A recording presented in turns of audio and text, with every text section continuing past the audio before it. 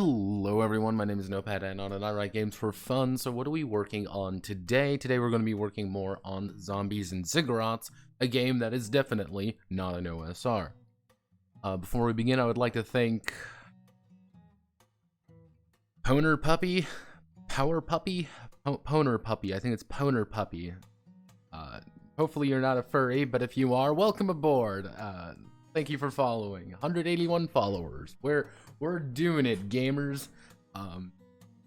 Few reasons why I stream's a little bit late today. I burnt my finger.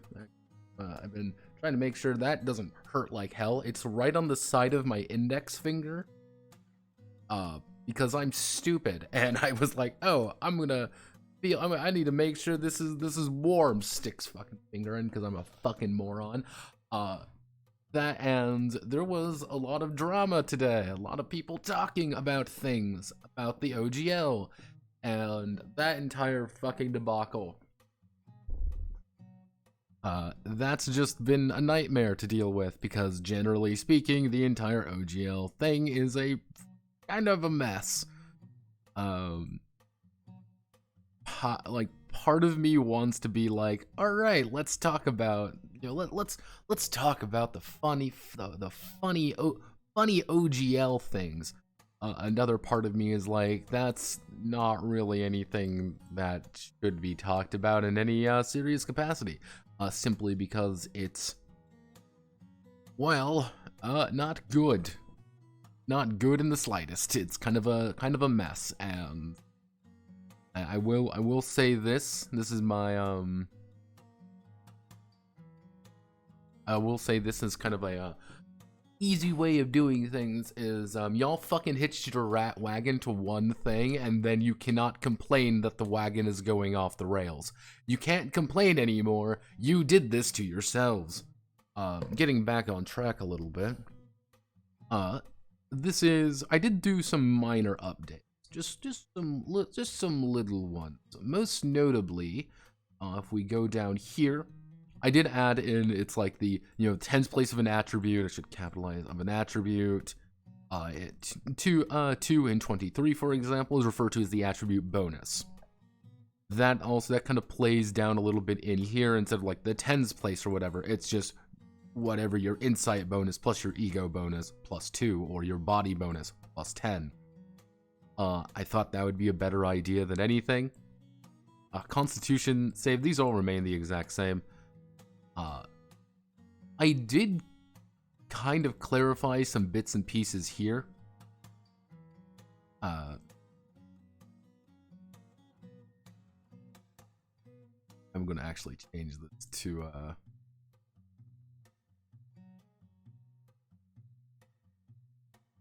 going to change the kits to the gear, mostly because I think it gives a little bit of a better idea. You may notice I also removed the numbers associated with them. That's for let's see,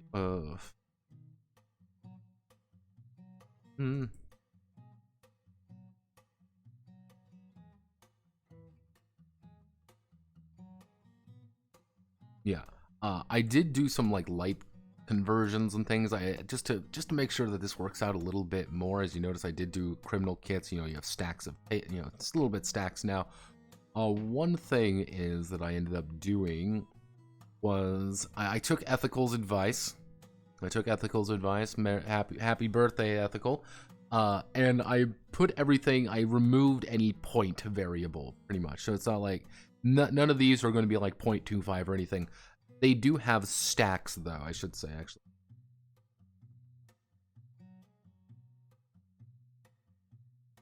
Yeah, these do actually have stacks now, though. And I thought that would probably be one of the better ideas. You gotta go with it. So, for example, if you buy a blue vial, the blue vial is going to be 1 carry weight, but you can stack up to 5 of them technically to share carry weight. Why is this the case? Because I thought it would feel better, and generally speaking, it does feel a little better. Just kind of reading it makes things a little bit simpler to understand. is make sure that people are gonna kind of understand what I'm going for more than anything. I don't know why. Well, you should be 10. I also added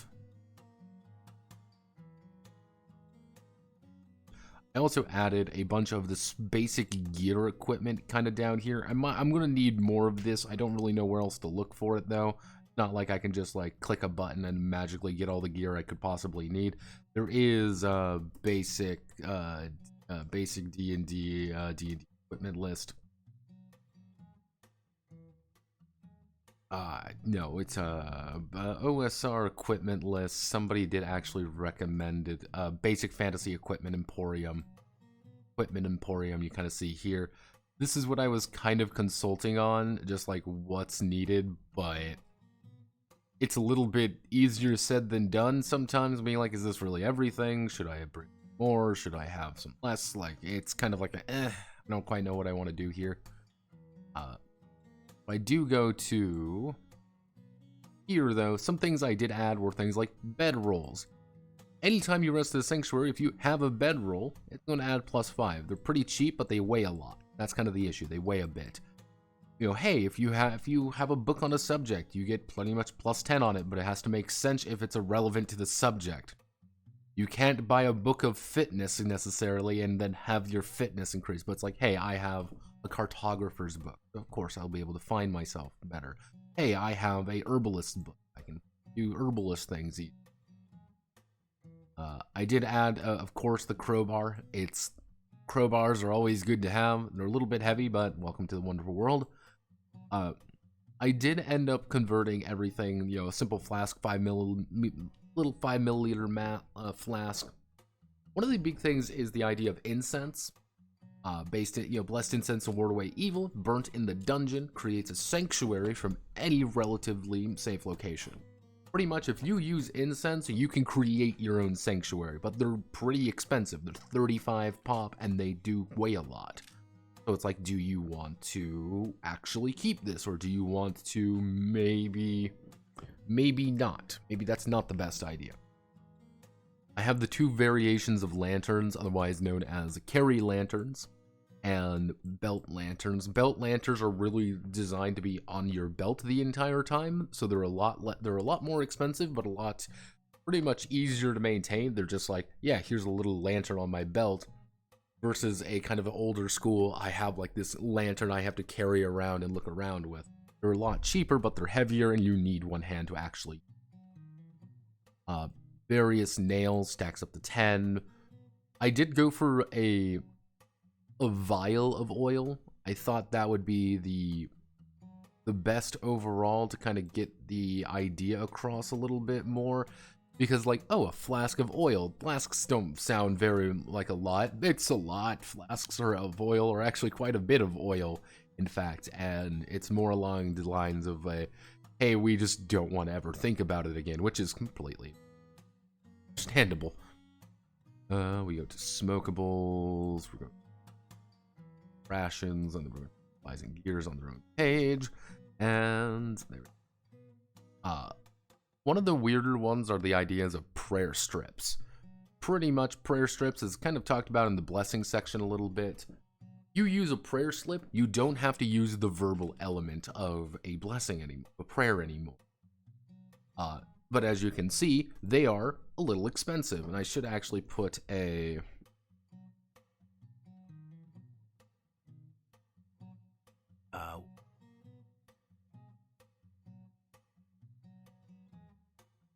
footer, not a footer. How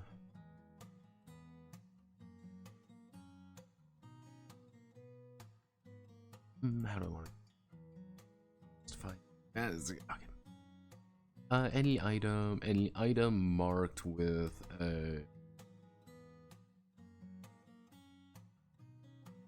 a asterisk, or marked with a marked with a star, is considered to be only available. Is considered to be a holy item, and can only be bought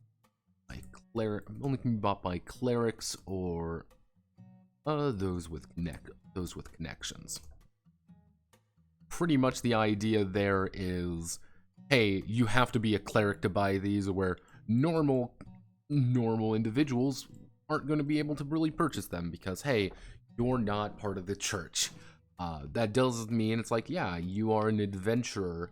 If you're an adventuring cleric, technically, you don't really have access to prayer strips. You don't have access to prayer beads. You, the actual characters, do have access to those, though, because you are part of the church. You're a keeper. And that's kind of the point. It's like, yeah, like, hey, incense is a little bit expensive for people who maybe don't, because it's actually good incense and not just cheap shit that doesn't do anything. Yeah, those are kind of just like the basic items I had in mind. I thought I could probably add in some more, but yeah, I just kind of harmonized a lot of the equipment weight. One big thing that did change that over time was how armor was going to be done. Let's see, is armor got changed. Now, if you follow me in the orange server, I asked there, and orange server seemed to be positive, so bear that in mind, of course. Why are people the way they are? One of the big things I was planning on doing with armor is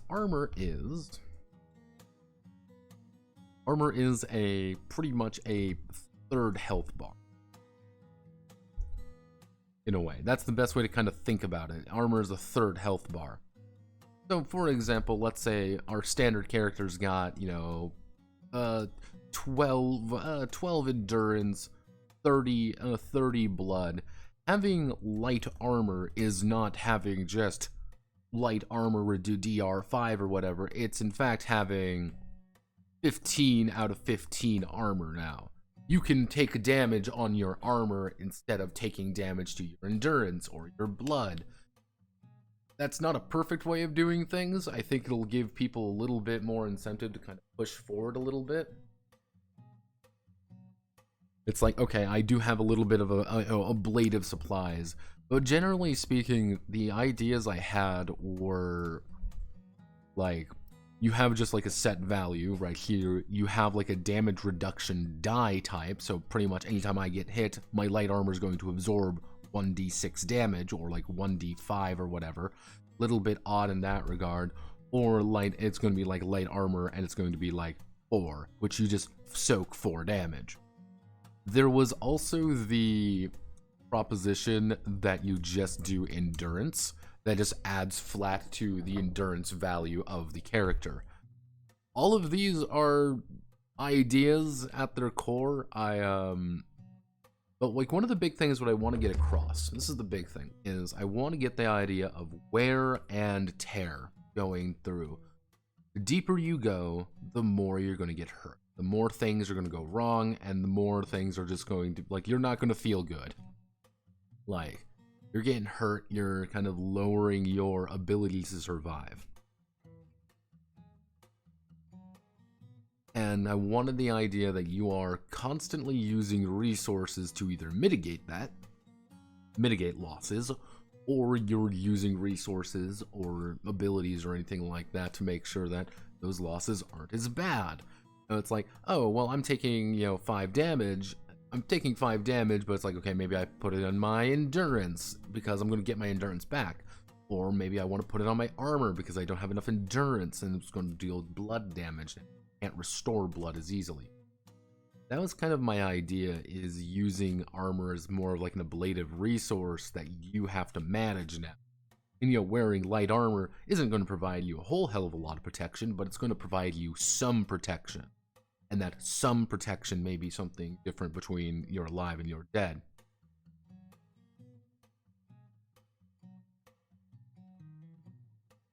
Hi, Notepad. How have you been? I've been good.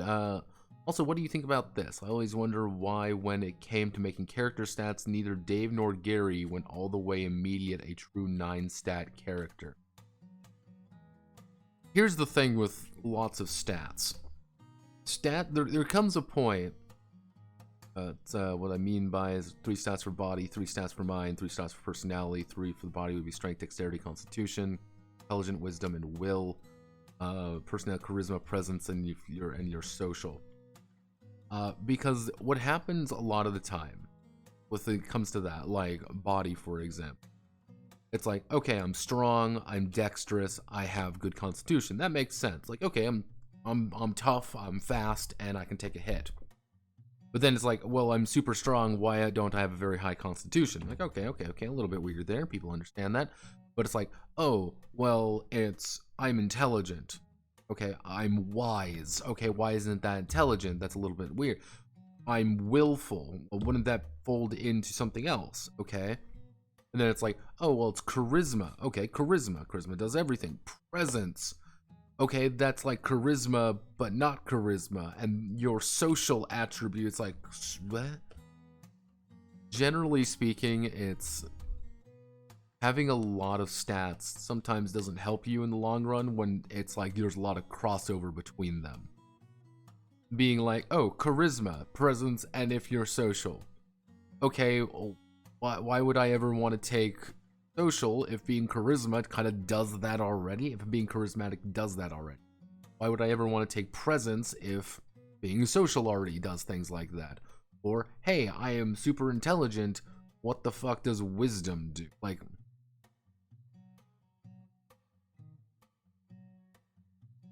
charisma is how well you can act, presence is the air around how you carry yourself, and so what would I ever roll presence for then? It would just be charisma. That's all you would roll. There would be no reason to have anything else other than charisma. That's the problem. Is you can end up in a situation where it's like, oh, I'm really good and I can get people to like me a lot because I have really high charisma. But everybody hates me because I rolled poorly on my social scores. You end up with a lot of crossover, things like that, and crossover can be fun, but crossover can also be very just bulky for no reason. That's another very big reason. Where it's like, well, I have a billion stats, but only 2 of them are actually good.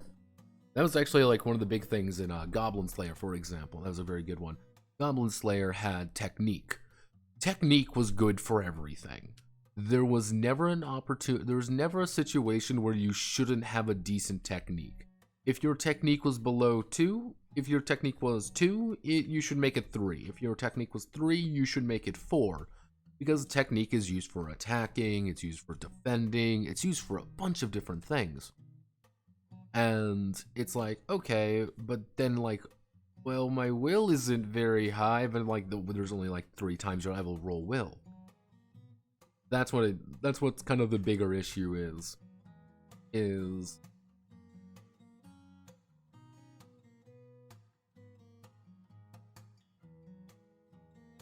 intelligence, how much information you can process. Wisdom is how much information you can retain and use. Wowie zowie. That sounds like an ability that no one will fucking take. Yeah, that's why usually there aren't, like, things get harmonized down more than anything, is like, hey, this doesn't quite work, or it's like, this doesn't really make any sense. But that's the reason why World of Darkness does the way it does. I look at World of Darkness here.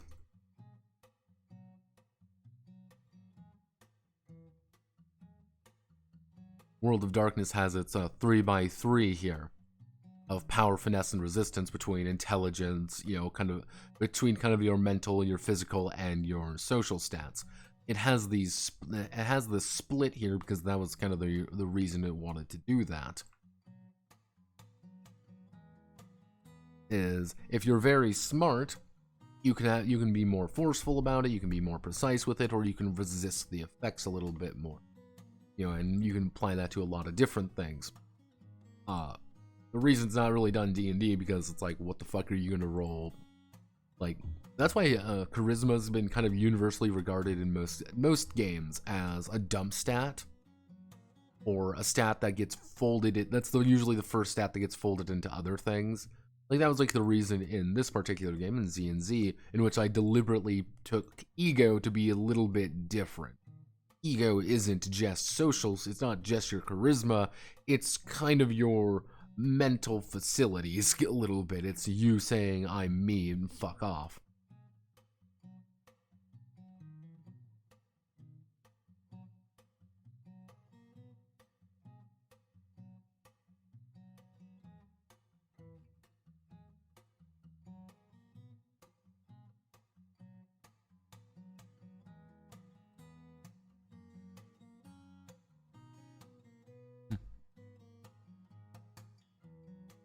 Okay, let's see. So, yeah, these were the ideas for armor. Like, none of them really said this is the ideal and this is the ideal outcome. Because what I want to have happen is that, like, your armor is a little bit more, like, your armor can just, like, break down and shit. That's kind of the idea. I mean, like, yeah, your armor is being used and it's dying. I mean, unless I can figure out a way to do it for the last one, for endurance, which is the idea of, so let's think, how can I make it in a way that your armor's gonna, pretty much you wearing light armor is adding on to your base endurance value. You're subbing out your carry weight for effectively extra health. But what's the drawback? How do you represent armor getting sundered a little bit? How do you represent someone tearing through your armor and it just not being useful by the end? Unless you don't. That's another option. You just don't represent that and you just kind of roll with it, but that kind of loses a little bit of the grandeur behind it. Will you maybe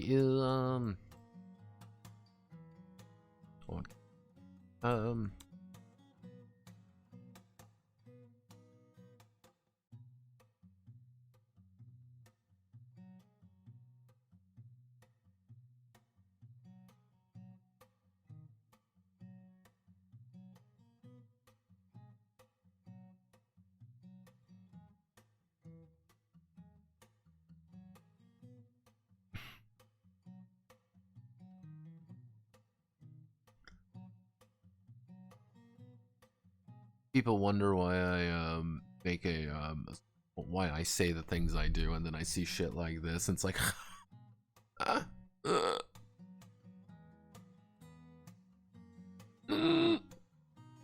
so funny. It's so funny. Not escape.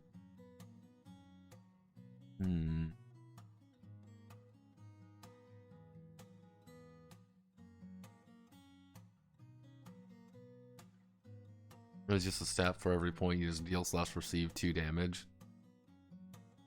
Like, pretty much the idea currently is I'm split between making... See, he fucking planted it. Fucking femboy put the goddamn thought in my... Got me acting up. It's pretty much we either...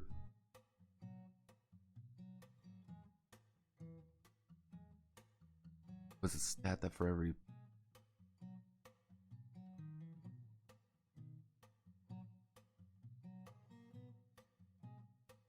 Pretty much it's the idea that it's either we use the idea of like light armor. Light armor just gives you a flat value.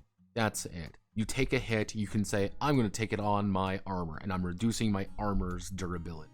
It hits 0, you can no longer use it. You still have it equipped, but you just can't use it anymore.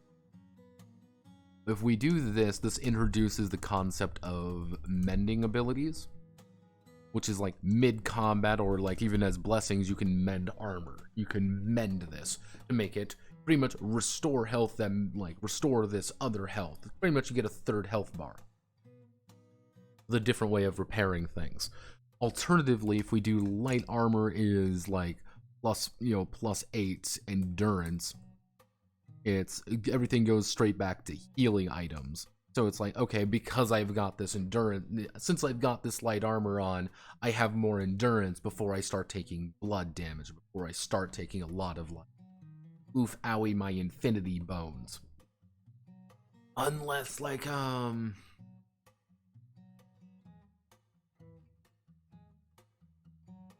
would you represent kind of the degradation, or do you? Do you even represent that? Because that wouldn't be even the best idea.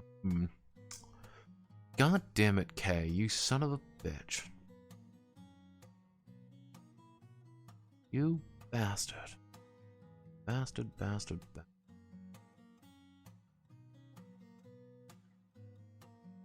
ZXXZ at Finum didn't help either, really. He's the one who proposed the initial idea. It was... What am I thinking of here?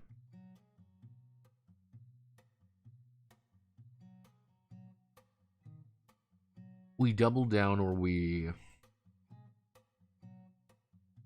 You know what? Let's just do... Let's go with my gut here a little bit.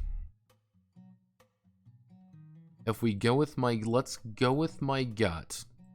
And it's kind of the idea we're going to be restoring health a little bit more frequently. If we're restoring health a little bit more frequently, it's kind of the idea that this makes vials a little bit more valuable to carry around with you. You also have to worry about vials. You don't have to worry about equipment to repair your armor as much. So it's just like you've taken damage, your armor is slowly there, unless we add like a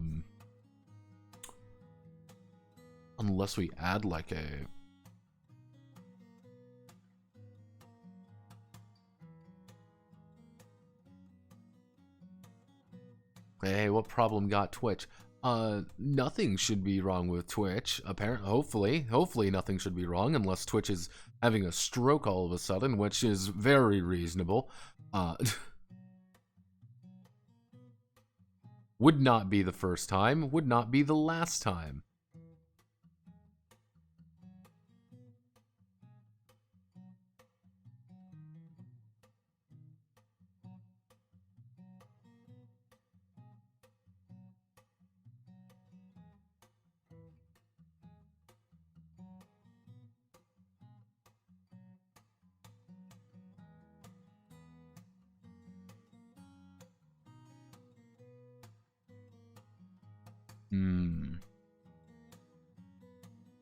Oh yeah, I like this armor. I'll keep using it even if it is Swiss cheese. Yeah, that's one issue. Because if we do like, let's see, armor as HP. This is actually a thing that has occurred in other games. In tabletop games, the only one that's really done it is Rifts and Palladium fucking Fantasy. Yeah, it's like that. Technically, Tunnels and Trolls does do this as well. Good old Tunnels and Trolls, the first one.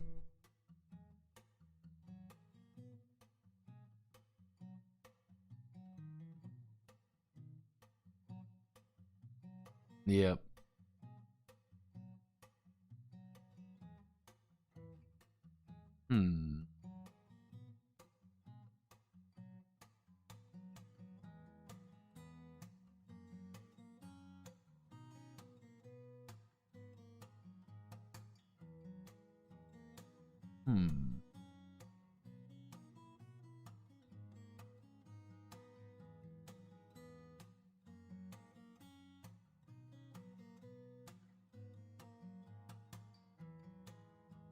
You know what? Fuck it. You know what? Fuck it. We're gonna stick to our guns here. Okay, so we want to keep this. So weapons are we want to do. Weapons are given a damage modifier. Ranging from damage modify a flat. No, actually given a flat damage modifier. Given a flat damage modifier to any attack that lands against target. Lands against target. While armor is a set value that is added to the keeper's total endurance. Both weapons and armor count toward the carry limit.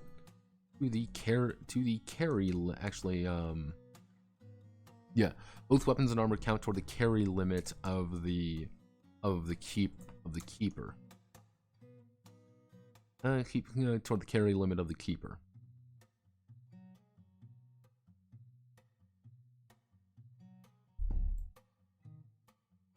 which does mean we do carry limit of the keeper. So we're going to do instead. We're going to start off with weapons. We'll make weapons pretty standard. Generally speaking, we're going to do melee weapons. And then we're going to do armor. So melee weapons, we're not going to have to worry about costs at all. We're going to break this down into, we want to break this down nicely. We can do either simple weapons. Simple weapons are going to give you just a flat +2. Light weapons are going to give you a flat +4. Medium weapons are going to be a flat 6. And large weapons are going to give you a flat 8. If we're just doing this, and then huge weapons are going to give you a flat +10. How I'm thinking about doing damage is pretty raw, just 2d10. Like, pretty much either it's going to be like d10 plus whatever your modifier is, or 2d10 plus whatever your modifier is. So if I hit you with like a light weapon, it's going to do, I rolled a 2 3s, 6 plus 4 damn, I hit you for 10 damage, which can be quite a bit. Amps up the deadliness a little bit. Or I might just say, like, you as a human get this, or you get this. So we can do light, medium, simple, large, huge, unless we want to make like a jump to a large weapon, like you have like a significant jump up to this. So it's like medium weapons are pretty reliable, but it's like, yeah, you can use a medium weapon in one hand, but like light or simple weapons, you really can't.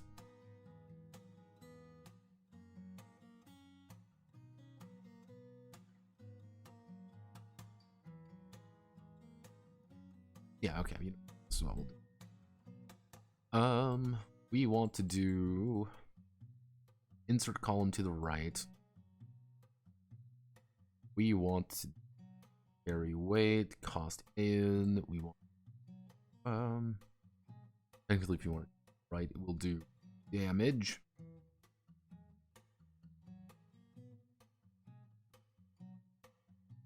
And then it would be damage, actually damage, tags, and you want to do something like that. Tags would be like, it's a sharp weapon, it's not a sharp weapon. So if we want to do this right, a melee weapon would be like a sword, just a basic sword. Actually, no, we can do,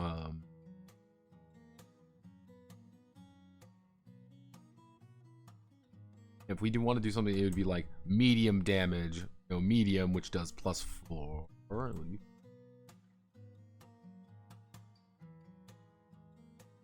I mean, let's do 1 3 5. Bump this up to, it would be a doubling it, unless we do something like 9 12. That would be a pretty significant jump in the 4. So that's 1 2 3 4. That's a jump of 4 up that. Or we keep it like this and keep number, like simple weapons don't have any modifier. Light 2 4, then you jump to 8 and then 12. We do that. Up to medium is pretty consistent. Is when you get to large and huge, things get a little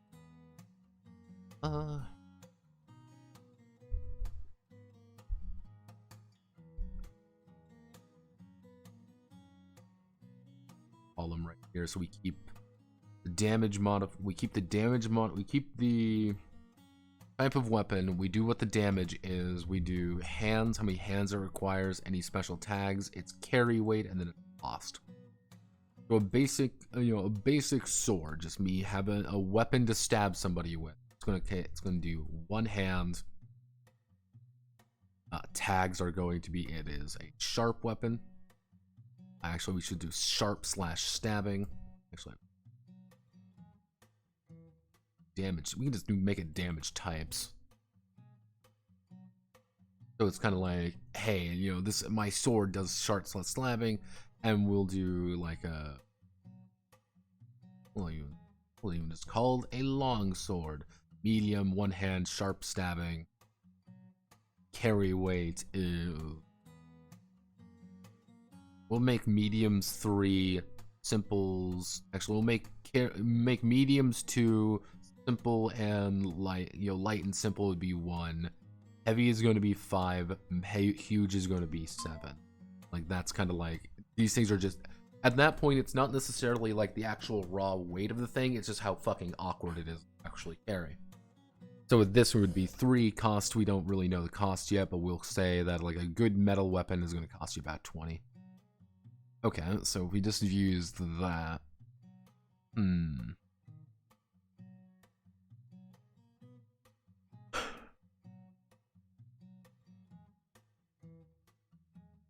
Welcome to game design. Welcome to game design, everybody. Woo! Game design. Hell yeah. This is the perpetual suffering we live in. Woo!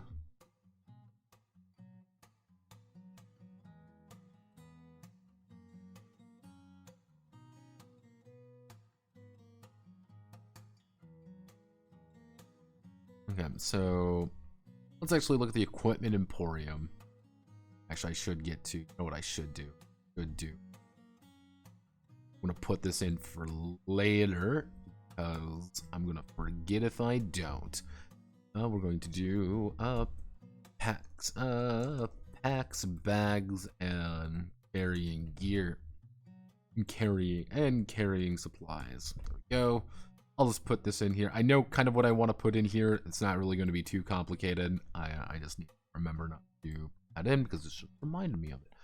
So let's see. We don't need to worry about that as much when it comes to armor. That's not really what we need to work about. We need, what kind of weapons do we want to work with? Do we want to have... Actually, you know what? See, part of me wants to do like medium weapon. You know, a medium weapon has +4 damage. It requires 1 hand.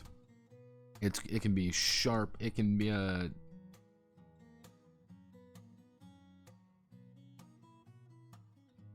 we just delete that entirely and just make like this.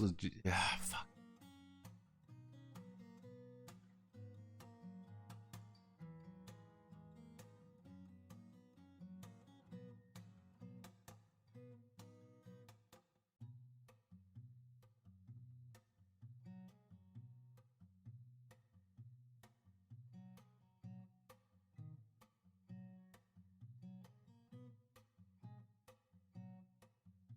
We do that for range. We do damage, range.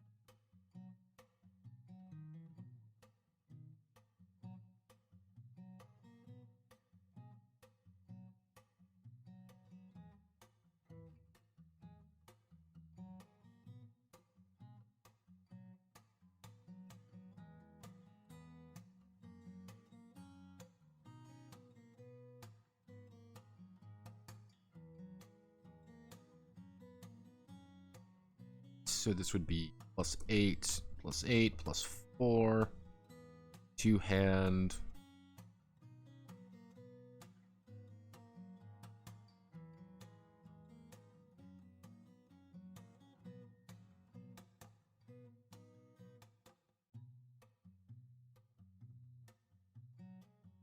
Large would be mandatory 2 hand. Carry weight's going to be, bump it up to 5. This is going to be 8 because it's going to be fucking huge. Cost is going to start getting a lot higher here. We're going to say that's going to be 50. We're going to say it's going to be 60, and then here's going to be 120 for a big fucking weapon. 2 hand, and then this is going to be...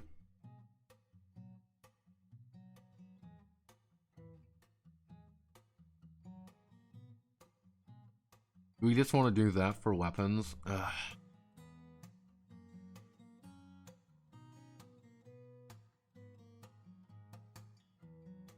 Make a dice pool times by a, make a dice pool dice pool multiplied by dice ladder. What? I mean, unless you want to combine them, that's kind of weird. I mean, it can work. We want to do something like this, so we can do option.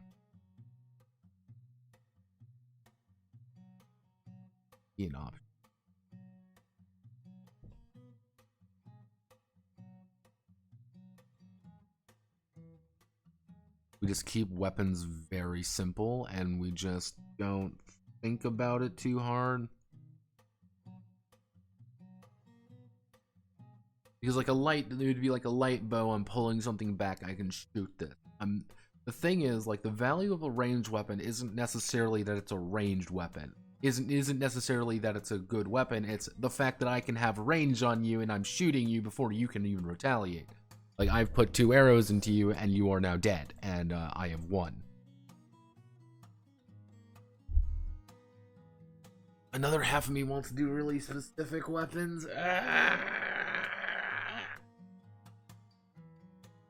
There's always the issue with equipment lists. Like, half of me wants to do like really detailed equipment lists, and the other half of me is like, don't do that, you stupid motherfucker. Like, please. Yeah, this is what I mean by, like, I could like try to add in all of these things, but like, does that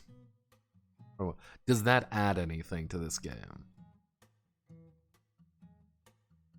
Or actually, what we can, how about we do each weapon.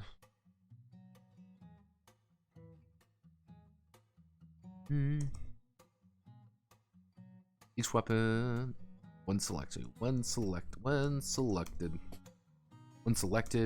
the weapon will have a damage type associated with it. It's either going to be sharp, blunt. Associated with it, it's either going to be sharp, blunt, or piercing. Sharp, blunt, or piercing. For example, a medium blunt weapon would be a mace, while a medium sharp weapon would be a sword. Large and huge weapons tend to be more difficult to carry in certain environments.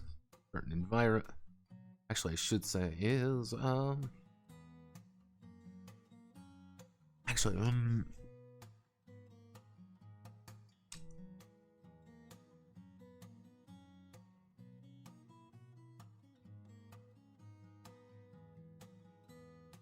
what I can do,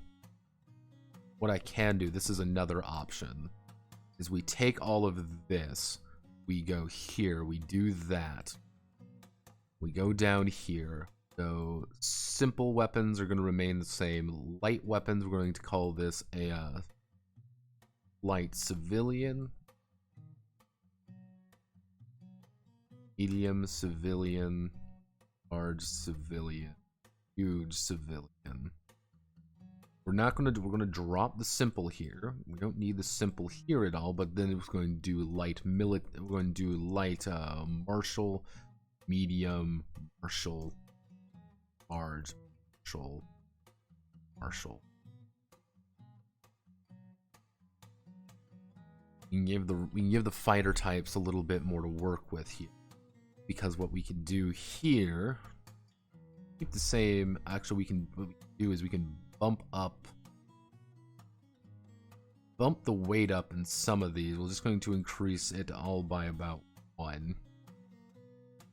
But the martial weapons are going to be a little bit lighter to carry around with you, because they're more fit. They're more designed for, they're actually weaponry, a little bit more clearly that. But we can do we can increase the damage, do something like this.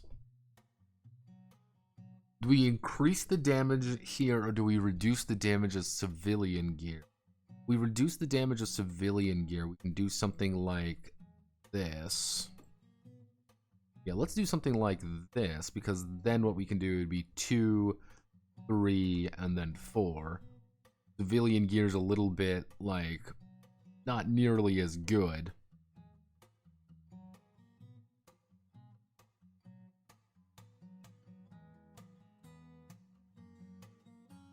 There we go. Like, having just a simple weapon means that you can attack something. Simple ranged weapons meaning you can make a ranged attack, and that's the one advantage.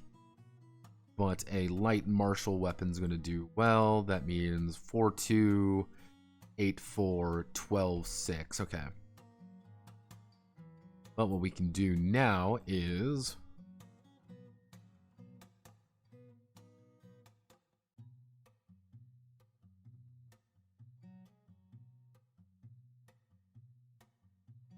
There we go. So this means that martial weapons have a little bit... Martial weapons have the advantage of being just big. They're just big weapons. You know what? Maybe we should throw in... I'm going to throw in an example. Just a huge... It would just be a wooden maul. Would be a wooden maul, just like this fucking massive weapon. Huge martial would be a huge... What's a good huge... this would be a... Great hammer. Large civilian tool. Scythe. Large martial tool. What's a good martial piece of like a... What's a good martial...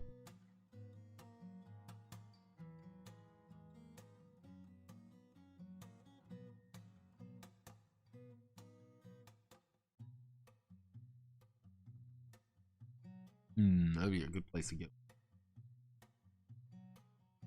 You know where would be a good place to get a weapon. And this up, we go to my folder. We go to Successors of Riddle of Steel.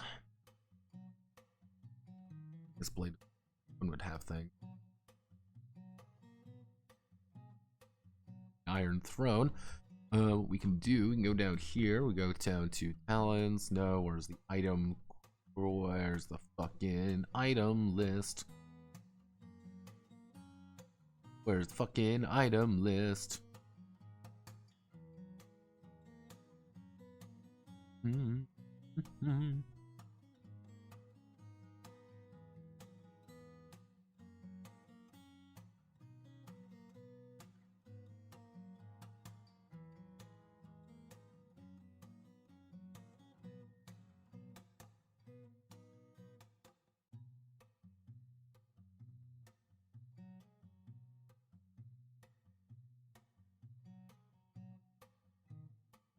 Bottom, like 5? It'd be down here all the way. Well, that's I need. Wow, this game kind of like ass. Actually, you know what? Let's go all the way up. I just want to find a sword. I want to find a weapon that allows me to stab somebody.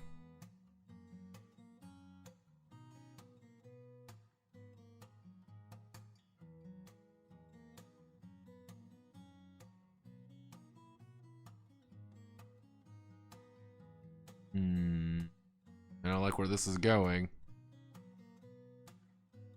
Where's my fucking equipment list? Where's my equipment list?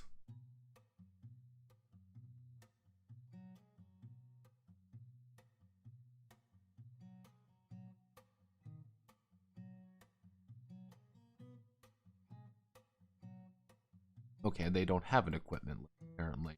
Awesome. Do you have... No, we don't. We don't need you. Boga. Fuck. I just need... Okay, let's sub you out. Let's open up the other folder. I just need example weapons. That's legitimately all I need right now. Song of Swords. There's... Hello, Song of Swords. We'll be going over you one day. If it ever gets voted in, because nobody ever votes for these things. Okay, so... Let's see,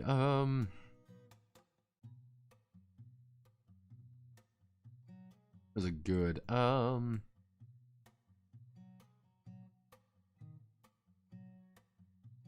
there we go. We'll go.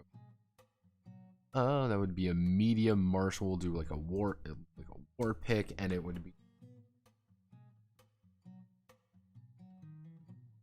And a longbow. Longbow! A large civilian weapon would be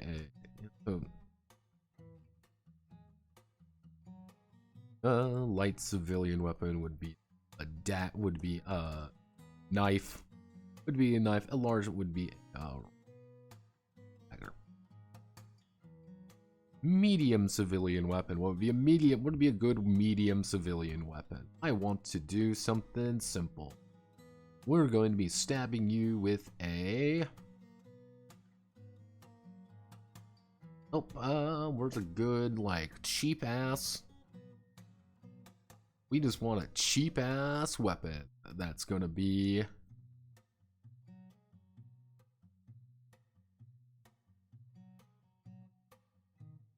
I guess we can just do something like something cheap. Like, if we want to do like a medium martial, it would be like a falchion. While this it would be a. If we want to just like do a cheap, simple piece of equipment to stab somebody to death with.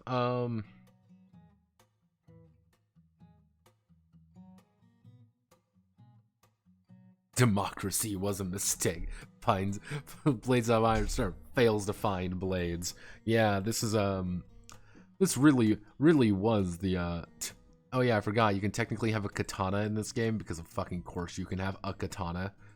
Because this is just all autism web. Knife. Just a knife.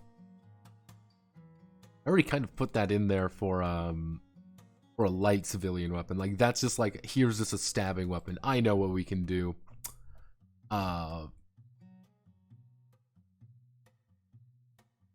When in doubt, consult Battle Brothers. A fun game I enjoy.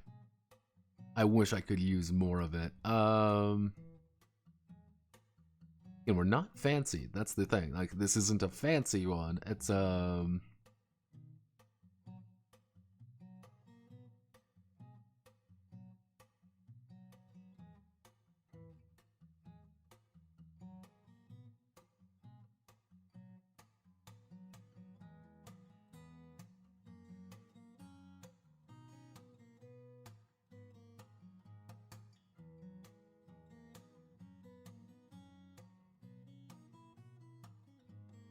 actually, no. We want to just do something. Spear would be a falchion. It's, yeah, this is just kind of like basic examples of things. And simple would be like, would be like a nice, simple, like, I'm just hitting you with an object kind of thing. Something like a club. Yeah. So it's like, you know, choose what it would be. So choose what it would be. So it's like, actually, all ranged weapons are considered to be piercing weapons. Ranged weapons can choose these as well. Are primarily based on ammunition use. It would be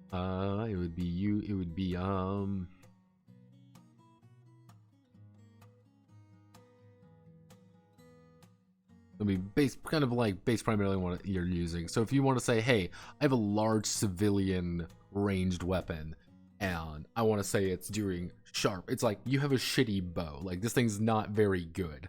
Like, it's a bow. It's clearly a weapon of, like, a weapon that I can use to hurt somebody, but not, like, that good. Superior neon steel.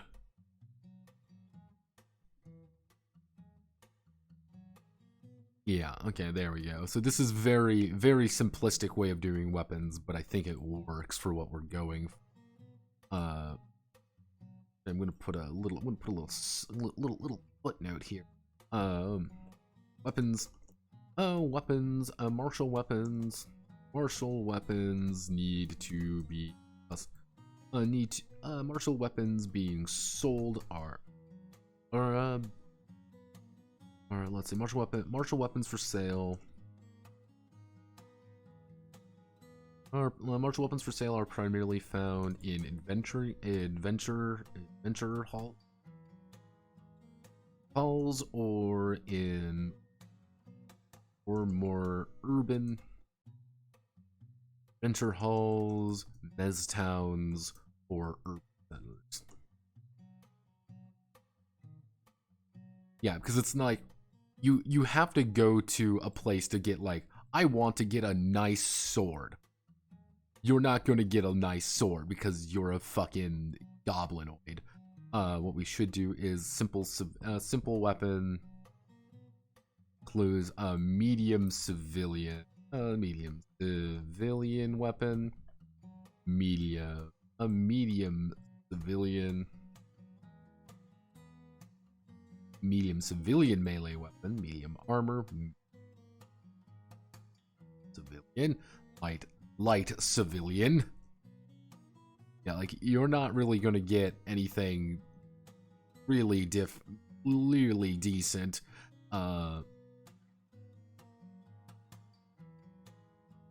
Like you have to be the one to, you know, chalk up the like you're going to be the one coughing up the like actual money for a good weapon. That's kind of the idea. If you want to actually have a decent weapon, you're going to have to pay for it, and it ain't going to be cheap. And because like, yeah, you know, the numbers do increase pretty significantly. It's like, well, like I don't, yeah, like you're not going to have a lot of those kinds of weapons. This does also lead to armor, which is going to be light. Actually, is going to be clothing. Actually, what we can do is we can do here. We do this. We delete this table. We do armor. We do armor. This would be the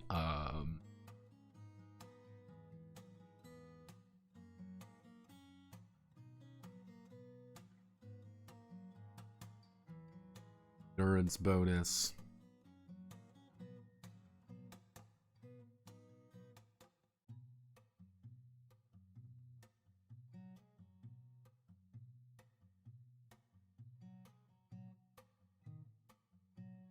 Training. What training is needed? All right. So like a very basic would be clothes, endurance bonus 0, training none, carry weight 0. You don't need to actually spend anything just to wear your clothes. I'm gonna put variable here. Variable. The nicer the shabby simple clothes will cost about 2 yuan. While extravagant clothing can easily amount to hundreds of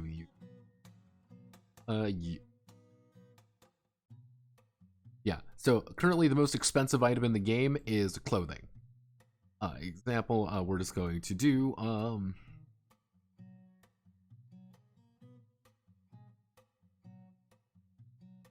alchemist robes. If we want to do light armor, we're going to do light armor. Endurance bonus is going to be 5. There's going to be no training. Carry weight 1. Cost is usually going to be about 15. Example, which we're going to do would be some like good padded. When in doubt, we go here. Where's the armor?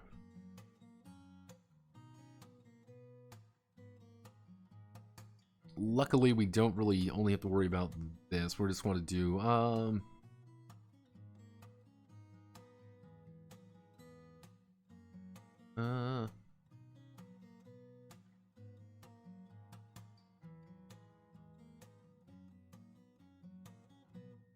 want to make sure Gabison, no. Gabison, we just wanted, it would be pretty much just like, at this point, it's effectively like reinforced clothing. Like, that's all. Like, yeah, we'll just do like a leather tunic. Endurance bonus, we're actually going to give them plus 10 endurance by virtue of just having kind of this light armor on. It's going to cost you, it's going to carry, it's going to be 2 carry weight. It's going to cost you about 20. It's going to cost you about 20. Then we're going to get into, it's going to be medium endurance bonus. It's going to be about 15. Actually, we bring you down to 8. We then do it on intervals of, let's see, we bring you down to 6. We do intervals. Bring you down to 8. We do intervals of 4. That would make medium armor. Do intervals of 8. That would make, doesn't want. I don't want to increase it too much. Maybe if we do it there and then we do it by 4s, so it would do something like pretty much this like heaviest standard like armor.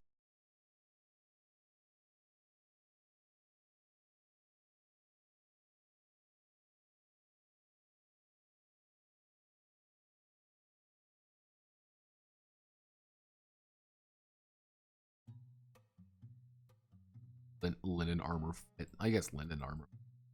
Like, let me think. I'm trying to think of like.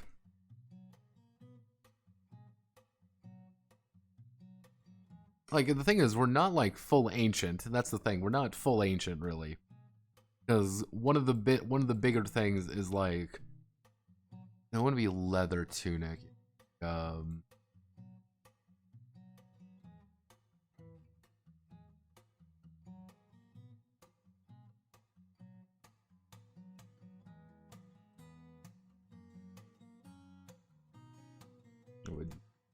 Cloth.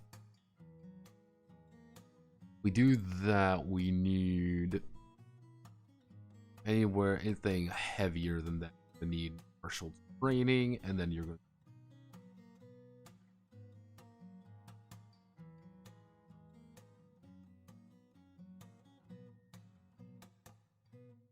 Carry away. We can actually we'll do something like this. We'll do intervals of 2. Cost you and would.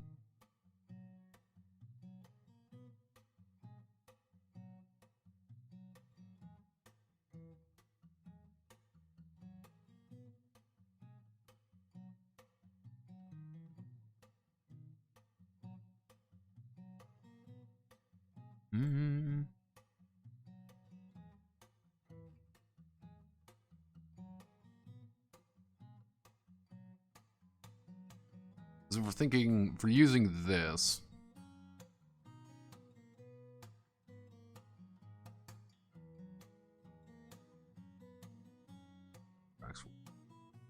Guess we would use Anthrax. Added left.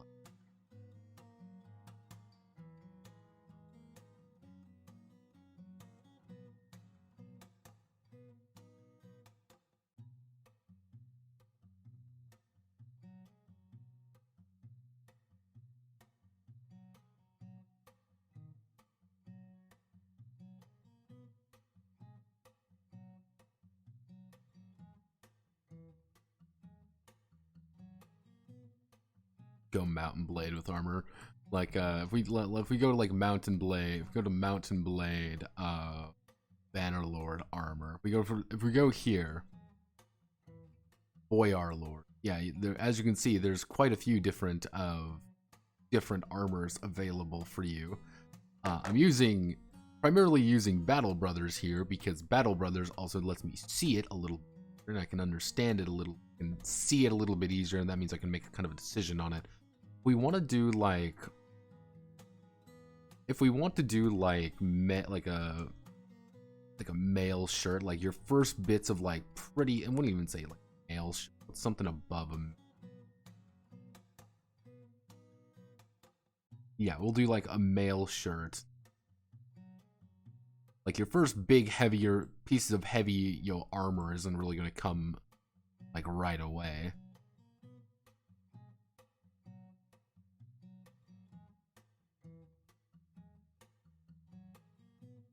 let's see, medium, heavy, super heavy, and then we would yeah,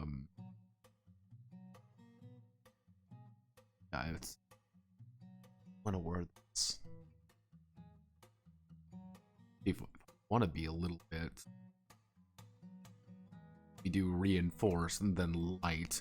So it's like reinforced cloth is like legitimately that leather lamellar. Then medium, you go into here, but we then reduce this down.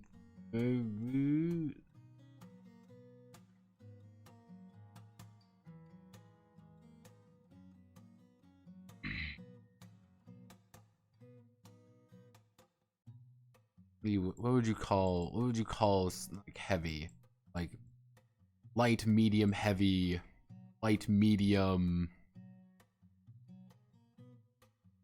light, medium.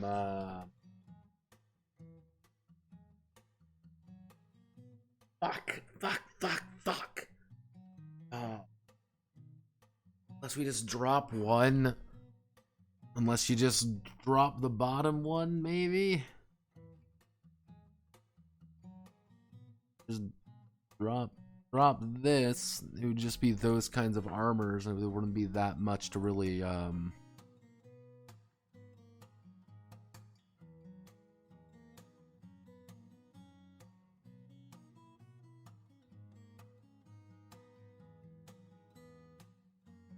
unless we do something like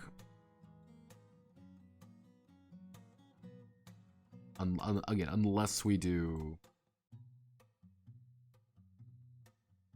reinforced armors here, you go up to light reliably. Medium would be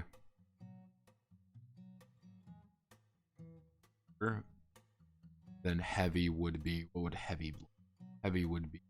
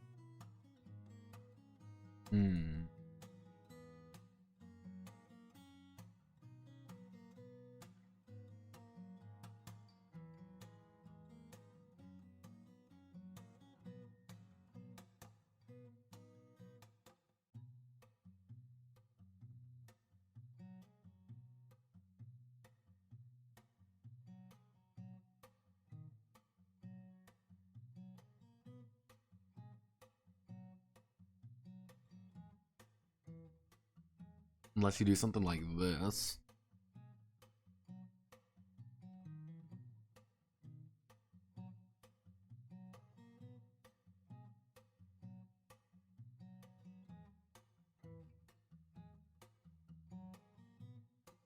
I guess padding would be like, yeah, it would just be padding. Like, it's very simple. I mean, if we want to do this, what we can do is reduce this down. If we want, do we want to just do it by fives? Fives would be a lot easier, and we'd end up with 25 for super heavy. Super heavy gear would just be 25, so you just get a raw endurance bonus going forward, but you're paying for it in there.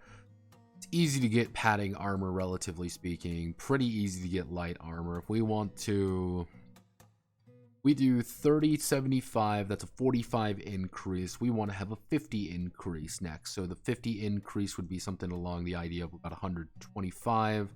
We want to do a increase it again. We would be doing with, actually, no. We want, like, the second we start hitting here,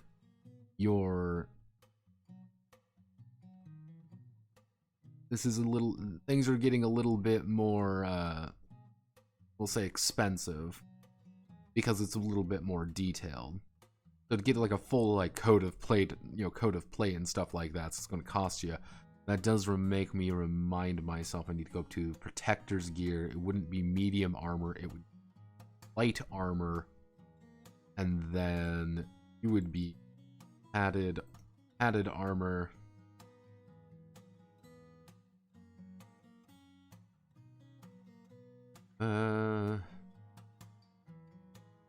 Padded armor. Clothes. Low. Padded armor. No, it could be light armor. Clothes. Yeah, yeah. Most of these guys are just going to end up with like basic, very basic padded armor. Okay, so that's not ideal, but it's something to work off of at this point. So what we can do this, and then we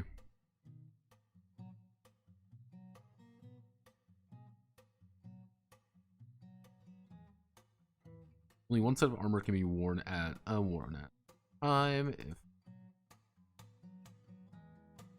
multiple pieces of armor are worn. Actually, are worn in different. Actually, if multiple types of armor are worn at the same time, then it will be the weight. It will be the weight of the heaviest armor. And then actually, then it will be considered piecemeal. Was that the correct word, piecemeal? I don't think that's male. It'll just be piecemeal. It'll be considered piecemeal armor. Take the highest weight. Take the highest weight. And average out the endurance bonus between take the highest weight and average out the endurance bonus between each type of armor. So the idea here would be, if let's say I have like a super heavy chest plate, but the rest of me is effectively just wearing clothing. Like I just have this chest plate on and nothing else. What it would be is, it would be 11 carry weight. It's just taking up a lot of space with me, but I would only get, if we do, it would be 25 divided by 2, round down. I would only get 12, technically, plus 12 endurance out of it. Because I'm just wearing that, not the full set. No, Pat, that doesn't quite make any sense. It's the best way I can think, unless I, like, average the weight. That could be its own thing.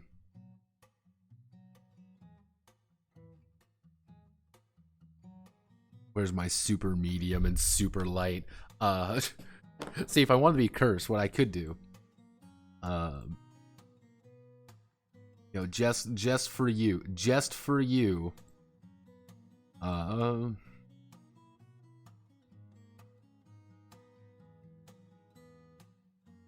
what would be the best way?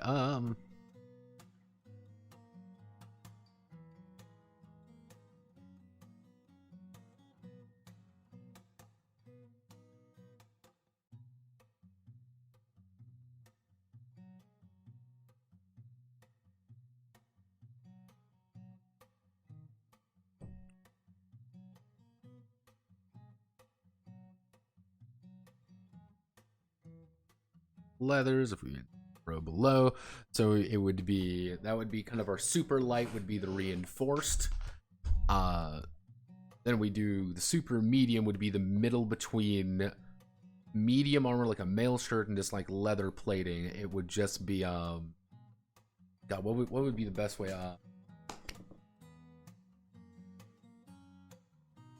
Metallic. We'll just do like metallic.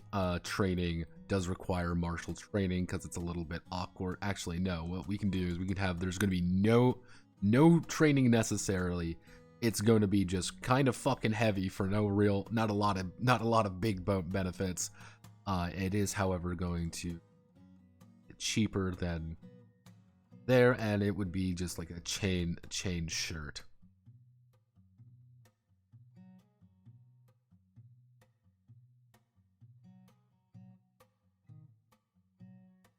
Just for you, my friend. Just for you. Leather armor. Super heavy helmet and padded clothing gives you 15 endurance. Yeah, pretty much. But you're also going to be, you got to remember, wearing a super heavy helmet and wearing padded clothing, you're going to get 15 endurance. You also have to be carrying 11 weight, which is going to be a lot of weight for not a lot. Leather armor. I don't really know what else to call it. That's kind of the thing, because like oh, leather, I guess like Gabison would be like the best way to kind of word it. Like I guess Gabison could work. There we go. You know, I'll just for you, I'll put in the Gabison. I don't think that would be the correct term for this, but it works. Yeah, there we are. You happy now? You happy now? Jesus. The lot of you. It's the guns all over again. It's the guns all over again. Okay, so we just need to do... Okay, so we're going to do... We've got all our basic equipment. We'll do exploring the dungeon. Exploring the dungeon. When the keepers have been outfitted, they are ready to delve in. They're ready to delve into darkness. They're ready to delve into darkness. After finding an entrance in the temple complex.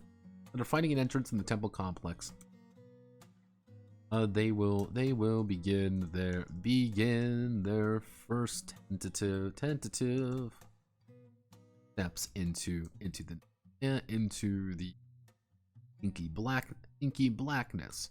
After about 5 minutes of walking. After about 5 minutes, they will be fully immersed. Quote, dungeon itself. There is no way out unless there's no way out. No way out now. No way out now. Exploring the dungeon is has the keepers move from location to location, understanding and dealing with any threats they come across. Some of these may be straight combat encounters. Others may be traps, mazes, puzzles, or anything else the dreaming god may come up with. Inside the dreaming god may come up with. No, we want to.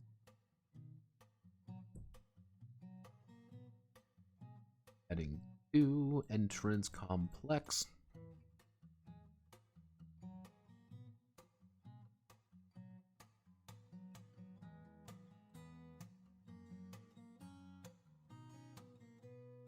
Again, I like, if you, again, here, as I kind of stated at the beginning of this stream, the OGL thing can roughly be summarized as no fucking shit they're doing this, you fucking mongoloids. You stupid fucking morons. Of course they're doing this. Because no shit. I don't know why people are like bamboozled and like, oh, how could they be doing this? It's not like for the past decade we've been handing them effectively a majority of the market, and everybody's been bowing down to the king for so long that of course he's gonna want to put a new tax in. Yeah, it's like, how could they be doing this to me? I only make a couple $1,000s off another person's product. Like, that's always been bonkers to me. And like, that's always been I always find it funny, because I first started seeing this with like YouTubers for a while who'd be like, I do one game, and the only game I play is this. And then I get like, I do sponsorships for them, I do things for them, and then suddenly the company does something and it's like, congratulations, you're now sworn to it. You can't escape it, you can't get rid of it, you just have to now deal with it, because You can't reinvent yourself at this point. You're too far in. I think it's a lot worse for things like like for art hobby, because you get shit like advanced 5e, for example. This is level up 5e. Advanced 5th edition.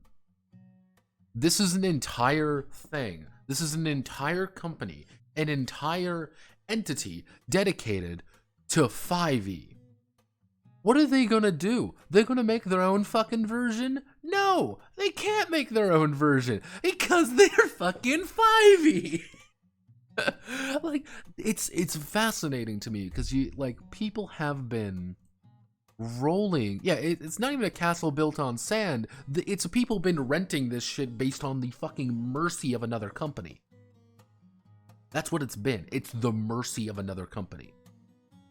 When your entire everything is built on one company who is owned by a multi-million-dollar conglomerate, mind you, and you're entirely reliant on just them, it's like, oh wow, it's almost like they could do whatever the fuck they want. Well, we're gonna make our own. What are you gonna make? Tell me, what are you gonna fucking make?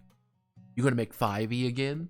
Oh wow, you made 5e again. Welcome to the bin. And what's gonna happen, this is gonna be the funny thing, is that you're gonna get so many fucking people now who are gonna be like, I'm gonna write my own 5e. And it's going to be John's 5e, Bob's 5e, the white box, the blue box, the green box, the zero box, the super 5e, the super 5e next edition, the super duper uber edition. And you know what? None of them are going to fucking sell. None of them will make any fucking money.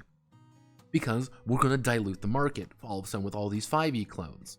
And none of them are going to do anything different. They're going to be the worst. There's going to be the worst facets of the OSR community. Again, there's going to be the worst ideas of the OSR stuff, which, oh, well, here's my new OSR game. It's the exact same as everyone else, but I changed that fighters now deal D10 damage now. Or, oh, hey, this is Morkborg or whatever the fuck it is, and it's completely different, and it's not even anything vaguely related to it, but it's pretty, so buy it. That's going to be the issue, is that everybody built this thing onto this, you know, fucking thing, and it's amazing because it was Troll Lord Games. This is the thing. Troll Lord Games actually did a thing. I won't bring up Troll Lord Games. I'm bringing them up because they've been in the fucking molasses for so long, and they're doing a big thing. Hey everybody, we're doing a big sale on all our 5e stuff because we want to get rid of all our 5e stuff. Do you realize how fucking insane that sounds? How absolutely gargantuanly fucking stupid that sounds? Moronic, absolutely glue sniffing. You've built a fucking business off of 5e. Oh, we're gonna sell our 5e. So you have 5e stock. That's the funny thing. You have 5e stock. And it is, like you said, it is surprise Pikachu face. It's like, no fucking shit, these guys, this company, this massive fucking company is saying, we can get this, we can do this. Then you get things like Paizo, for example. Yeah, because like even here, like 5th edition's player guide, 5th edition's this, 5th edition this. And I can make a wild bet that these are probably some of their best-selling shit, is all the 5th edition shit. Let's do Paizo, for example. Because people have been saying like, oh, it's Paizo, oh, it's Paizo, it's Paizo. Here's the thing. You want to know a big problem with Paizo? What like Paizo's big fucking issue was? Is that they inherited. They not even inherited. They adopted the D20 OGL to make Pathfinder. Pathfinder is 3.5. Oh, well, it's a little bit. It's 3.5, people. There's no getting around it. That's the entire thing. That's the entire point of it. Would Pathfinder be a thing if it wasn't for that 3.5 OGL, that association? I don't think so. That's why I think they moved to Pathfinder 2nd Edition. Because you want to know what Pathfinder 2nd Edition is? Different. It is different. And the adoption rate has not been fantastic. It's not been flawless. Like, that's a very important facet of it. The adoption rate from 1st edition to 2nd edition has not been universal. There are people still making Pathfinder 1e content because they just want Pathfinder 1e. They don't want to shift over to 2nd edition. They use the OGL technically. They use, by grace of Hasbro, by grace of Wizards of the Coast, they can do that. And I think the people have been saying like, oh, well, they're targeting Paizo. No shit, they are. This is their main competitor. Honestly, this little thing right fucking here, that is 5e's main competitor. And here's this. If you want to see the cursed reality, here's the beautifully cursed reality. They don't even like. They've done everything in their power to get to. How do I want to word this? Let's say, for example, you make a Pathfinder book. It's $10. And they put out this, oh, well, you've make too much money. You have a 10% overhead. It's not 10% of the sale value of, the total profits. No. It's 10% of the sale. So if I would make, say, $5 of profit on it, that $5 of profit now goes down.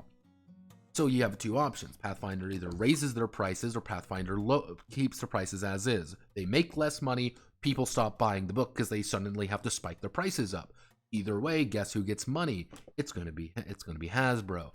Now, oh well, we'll bring him to court. We're gonna bring him to court.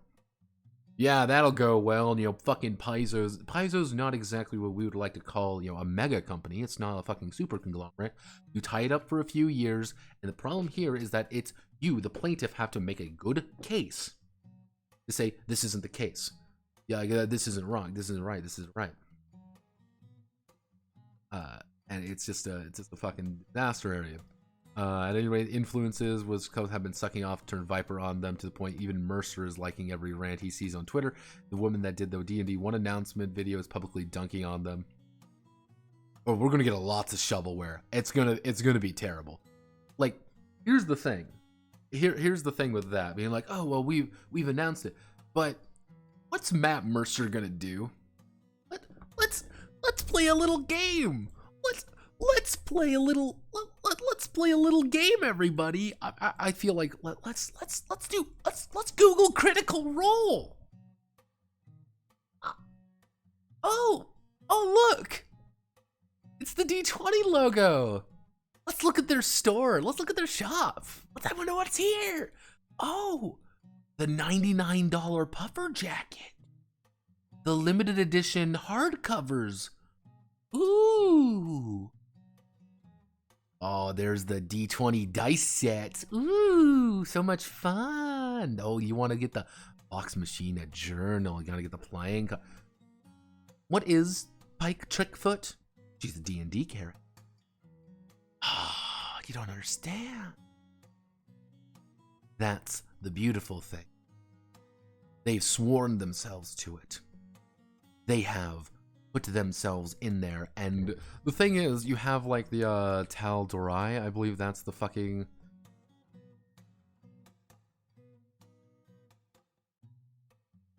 like, you have this is 5th edition. This is a 5th edition book. They have published 5th edition things, and what are they gonna do, publish Pathfinder things all of a sudden? That ain't gonna fucking happen.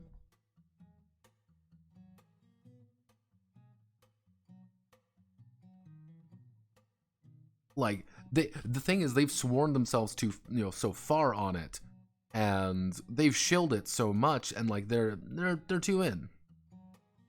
Yeah, it's one of those things. It's like, Matt Mercer, Critical Role. It's your fault they're doing this because you skyrocketed the popularity. You've done nothing else. You have not promoted the hobby. You have promoted D&D, and D&D has started to consume everything.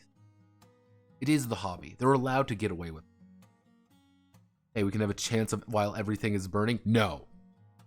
No. Because this is the bizarre thing, Bracco. This is the really bizarre thing. Somebody said it, Noonie, I believe. Noonie said it. I think this was actually a very fascinating piece of information. Let me see if I can find Noonie's full rant on it. He posted it in no, it was in Blue server, unfucking fortunately. Yes, I think it's worth remembering that this is Noonie, by the way. I think it's worth remembering that just because people play D&D doesn't mean they play tabletop RPGs.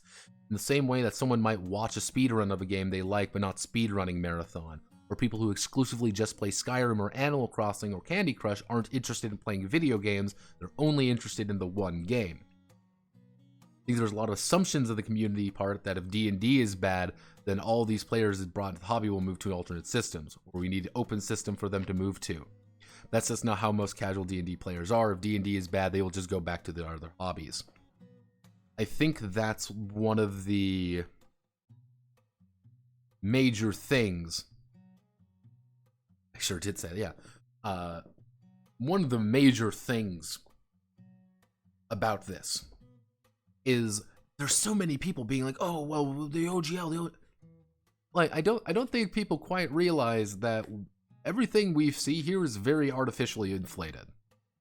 We are running on borrowed time. I always knew we were running on borrowed time. You knew that, I knew that, we all know that. It's... People can say, oh, well, TRPGs are a multi-million-dollar industry now. No, D&D is a multi-million-dollar industry. All the things surrounding D&D is the multi-million-dollar industry. You are not. I am not.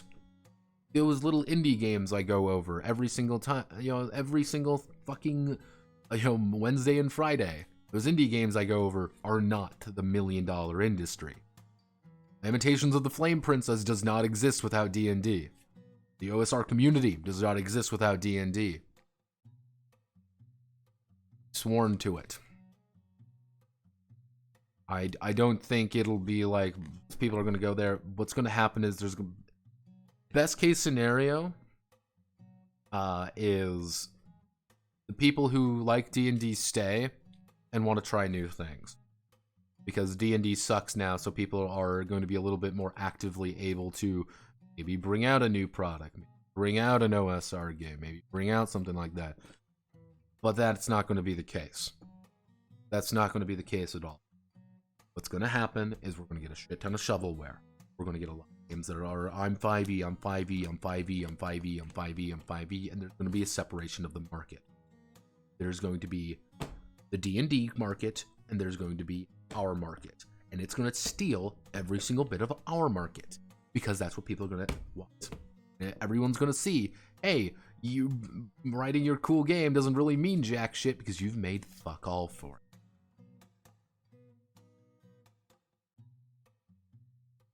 And we get into the same shit show when 4E happened, or was it? It was the same. I would say this. It was the same, but you got to remember this. Let's remember something here real fast. D&D 4E. Let's do D&D 4E.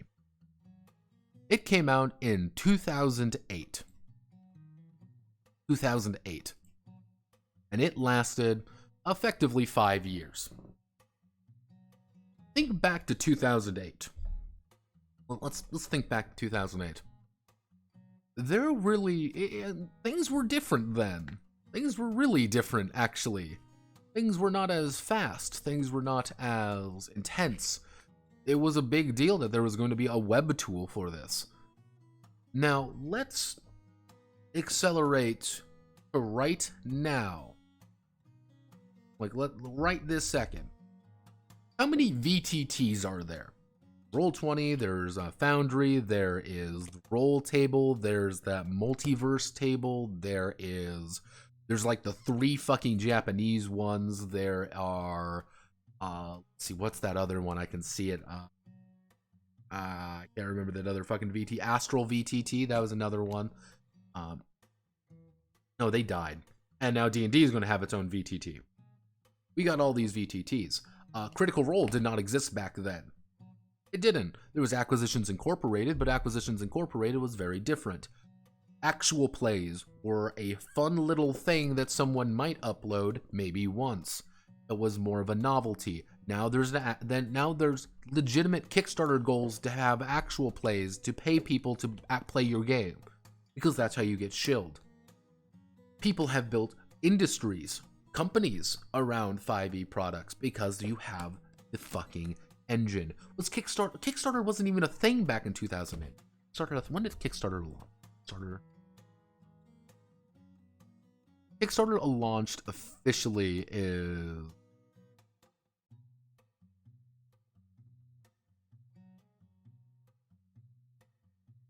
a year after, 2009. Wasn't nearly as big. Was not nearly as big as it was.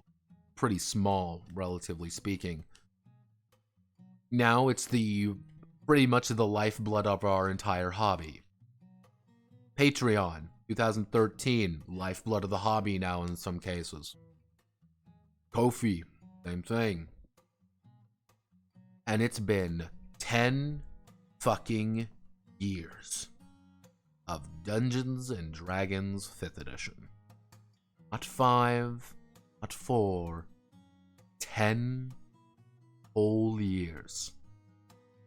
Dungeons and Dragons 5th edition. That's why I say there is going to be the convergence. 2024, D&D 1 officially launches. We will see 3 things occur. Wizards is rewarded, and they win. We all lose. No, and they pretty much are. D&D remains on top and will continue to remain on top. No more edition wars. There is one edition. There is D&D 1. That is the game, the only game, and you will buy the $2.99 magic item set. You will buy it, because if you don't buy it, you're not going to be playing correctly. You have they are punished, and then we're going to enter another 4E era. Where the king has been brought low, and it's going to be a fucking crash. But I also think the entire industry is going to go down with it. I think people are going to quickly realize there isn't money here. That there was never money. There was money in making 5e products, but 5e doesn't exist anymore. They fucked the OGL. It's gone. We can't make money off this anymore. And then I think we're going to see a lot of people leave. I think we're going to see a lot of people go back to their other hobbies, or they're going to find something else to kind of cling on to, or we're going to have one of those like 5e things, 5e successors, win effectively. Similar to how Paizo happened. The entire reason Pathfinder exists, the entire reason Pathfinder is even a thing, is because 4e didn't do well. And you want to know why Pathfinder did well? Because it was 3.5+++ edition. What people wanted. Or, option 3. Nothing fucking changes. Still in our little crab buckets. Fight, we all die, and nothing changes. So, that's my opinion on the OGL. Good job, team. You fucked us.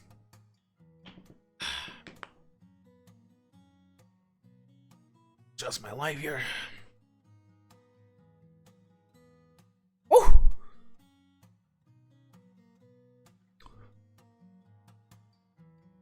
Call me the Wacky Wahoo Pizza Boy, but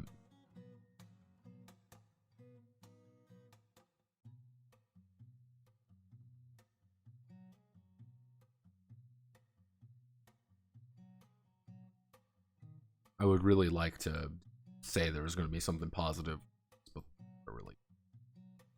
Let's see. So some may be strict combat encounters, others may be traps or puzzles. That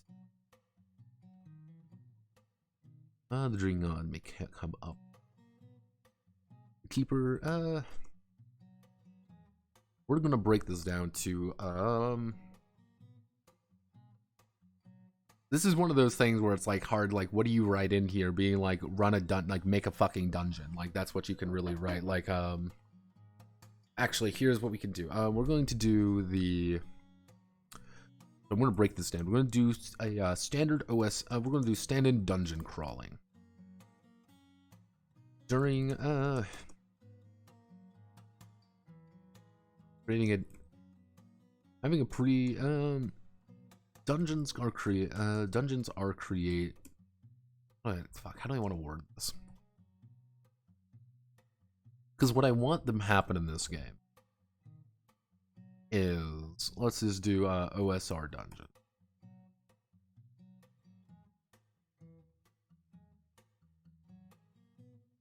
Like, I want you to be able to do, alright, like, where is it?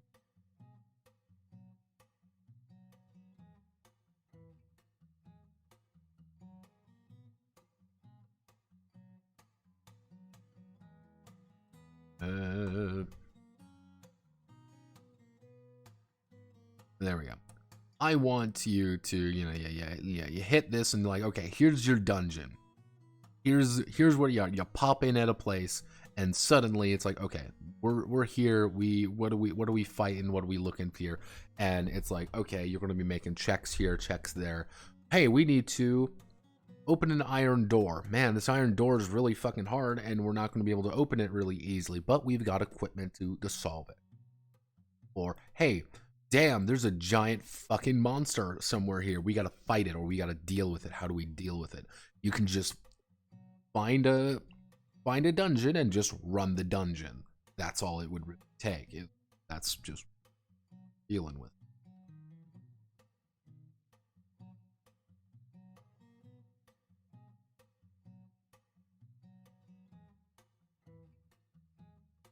And it just creates that. The thing that's going to happen most likely is that people are going to create micro industries inside of it. It's people are going to stick to their own little private Idaho, and no one's going to leave. Is that going to be better? Is that going to be worse? Don't know.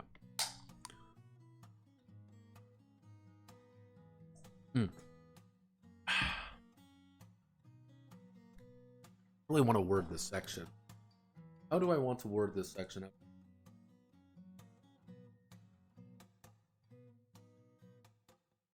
Because what do let's see. Actually, no. Okay, here's what we'll do. We'll do standard dungeon crawling. Inside a dreaming gods mons is a plethora of different. Actually, oh. Here's what we're gonna do. We're gonna explain situations. We're gonna do monsters and other delusions. Monsters and other delusions. The dreaming god creates entities from their imagination and boundless repertoire. Actually, the nature of the dungeon. Okay, I know how to do this. We do the nature of the dungeon, then we start explaining. Nature of the dungeon. A dungeon by its nature. How I want to do it? Actually, a dungeon by its nature is ruled by its dreaming god, both physically and metaphorically. Both literally and metaphorically. Everything inside is created to suit that dreaming god's whims. Whims and desires. Also doubles as their only ability to properly express themselves in this comatose state. During the delve, the keepers are effectively I wonder if there's a term for random people in.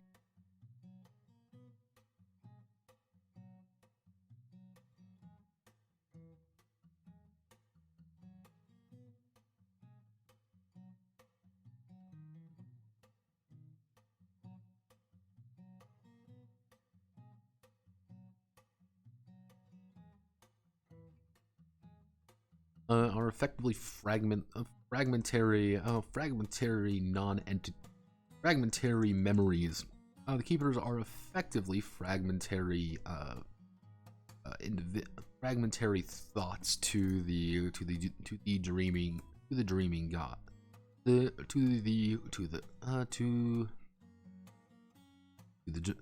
the dream. They exist by becoming quote one with the dream, with the intent of finding the dreamer, right? Finding the dreamer at the end of it. They're effectively fragmentary thoughts. One with the dream, with the intent of finding the dream. When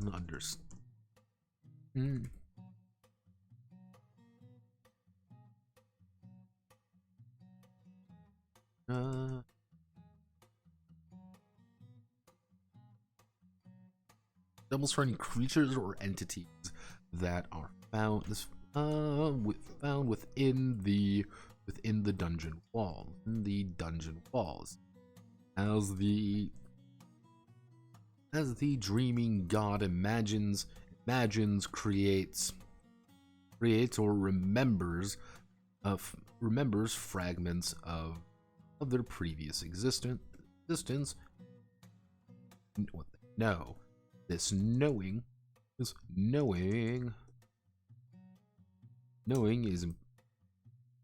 an important concept to understand. This knowing is an important concept to understand according the Prophet Zar. A dreaming god will only produce what it gets. Only produce what it knows. Thus the concept. Thus, each dreaming god's dungeon will be tailor made to fit their own memories and beliefs. When for example, a dreaming god of water. So yeah.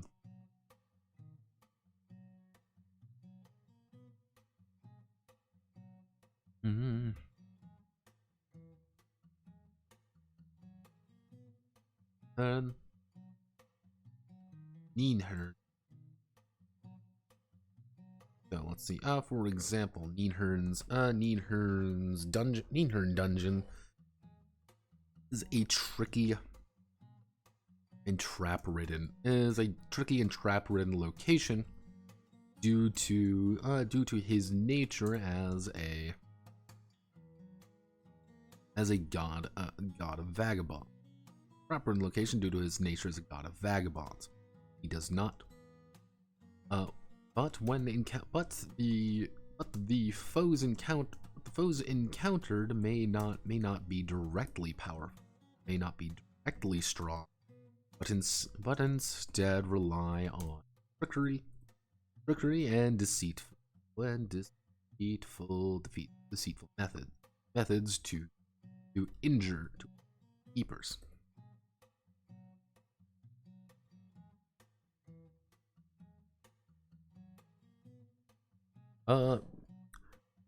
Understanding the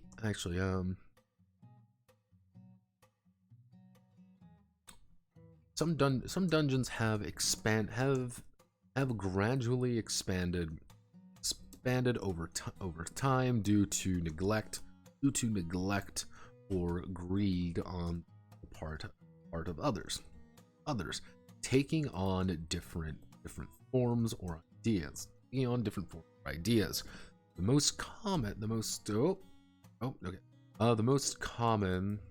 of these are the presence of dead. Presence of the dead. Don't you? Why are you dying on me? Let's see. The most common of these are the presence of the dead. Dead. When a dreaming gods don't understand. A dreaming god may not understand that it's dead. That they are dead. But when encountering a corpse of a hopeful adventure. But when a corpse of an adventure is left to fester, they have learned about it. Now filling their halls with zombies and other dying entities. This can mean that the dungeon can shift based on location and situations surrounding it. A dreaming god of what would be something fun to think about? What's a fun okay, let's do a dreaming god of traveling at first may make actually, yeah, there we go. Dreaming god of bread at first may make sweet and enticing traps with murderous monsters to quote cook their foes. But if they have landed next to a river, soon, but cook their foes. But if they were to land next to a river, suddenly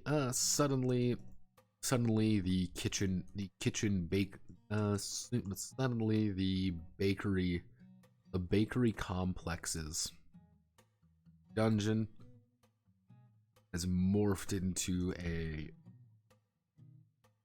a flooded series of buildings and mold.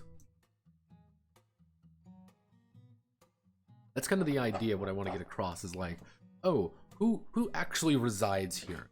Okay, we understand that a god of bread resides here. This isn't a very complicated beast to really deal with, but over the years he's been changed just because there's water here, and there are primarily it's desert dwellers who live in this location, and it started to learn a little bit more about them, and because of that, it's a little bit too inviting. But you go down there and like you eat anything, which it's really you really want to eat things. Suddenly you're eating mold, but it's also like, hey, there's going to be entire sections that are just going to be filled with mold and sadness. So how do you navigate around this? You don't. You eat the mold, die. Let's put this.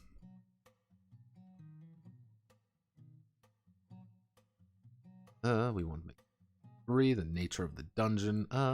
By its nature is ruled by the dream god. Suits in comatose state is Taylor trap rate. Forces encountered adventure there.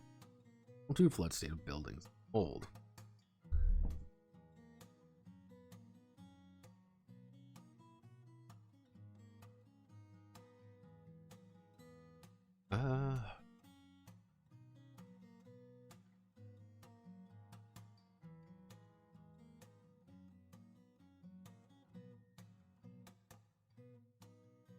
Navigating pools. Let's actually see if yes, okay.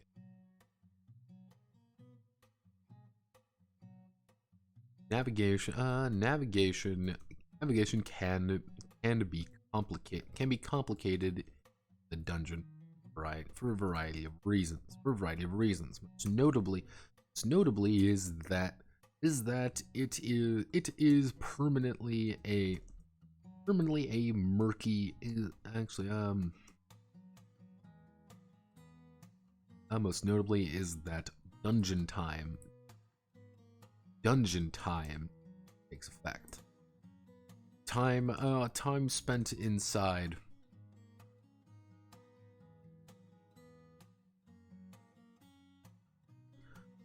is a complicated thing. Some with some adventurers have left one day and emerged a week later perfectly healthy. Others would emerge an hour later, starving half to death after their perceived multi-day affair.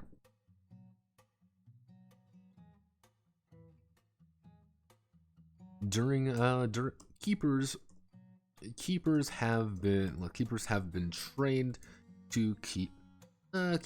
trained to have a solid grasp of dungeon time, which allows them to keep a semblance of the time distortion effects. Actually, now how do we want to work? Yeah, so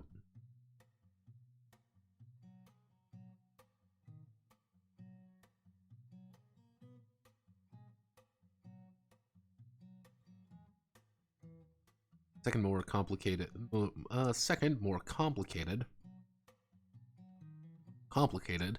issue is the shifting nature of the dungeon. It is impossible to map a dungeon, bring it out, and then trace the footsteps.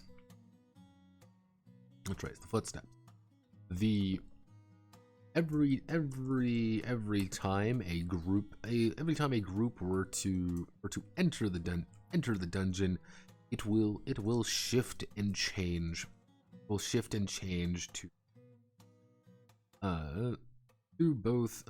throw off.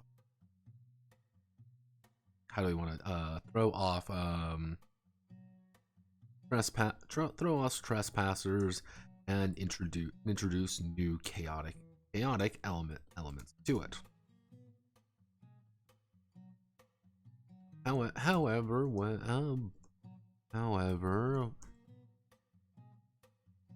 as long as the keepers remain in the dungeon, it cannot change. Ream cannot shift. However, remain in the dungeon. It cannot change due to the presence.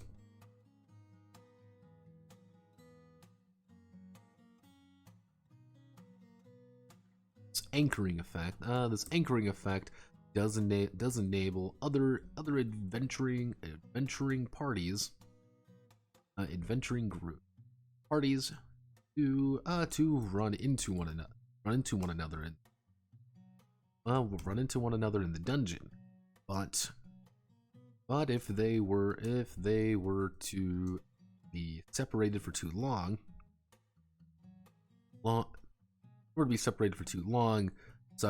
suddenly they may not be able to find one another.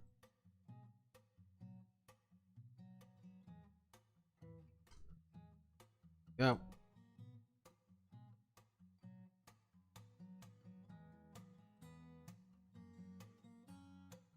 Of a dead god from the dungeon. Pretty much how it is like you kill an echo. It's kind of one of those things, like you kill an echo, it just dissipates. Because it's like, hey, the best way to think about it is getting shanked in a dream. Like just dying in a dream. You kind of like jolt awake, but to them it's just like you like go back to fucking sleep. Like you retreat further in your comatose, lobotomized state. That's effectively all you're doing. You're re-lobotomizing this dead god when you kill it. If you were to like drag it out, nothing actually occurs, which is a note I need to make actually after this probably. So yeah, for too long, suddenly they may not be able to find one another until they reach the tavern back in town.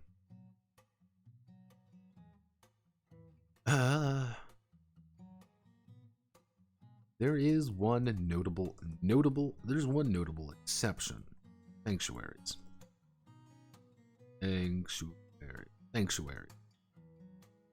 A sanctuary is a location inside of the dream that is peaceful. It's peaceful in some way, allowing the keepers to rest, recuperate, and prepare.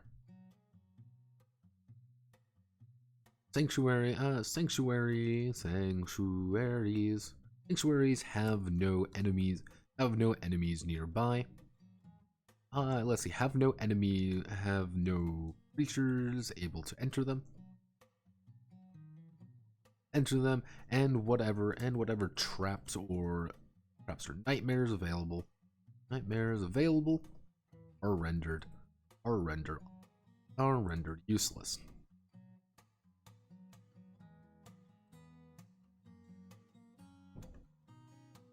Go.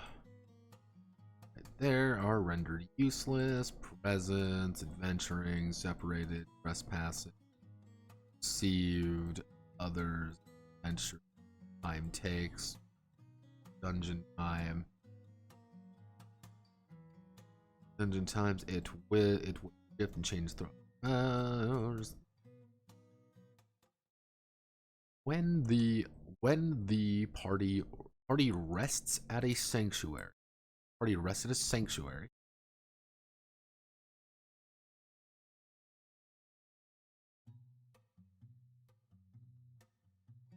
Okay, just realizes OSR Persona 5.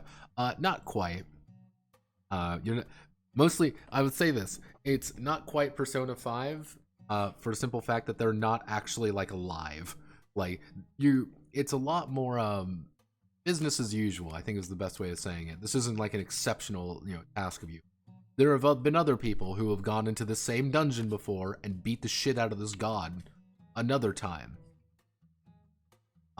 They're just not around anymore because it might have been a century ago, or it might have been last week. Who knows? When the party rested a sanctuary, we want to go up here.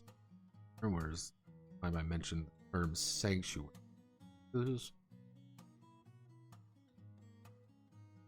Yeah, there we go. Party food party people 1d10 for all sanctuary effect. The party rested a sanctuary. They are able to cover them. They're able to cover themselves. They're able to recover slightly. Each keeper will roll d10. Actually, no. Each keeper will restore all endurance. Each keeper will restore all endurance and recover 1d2 blood and 1d2 blood.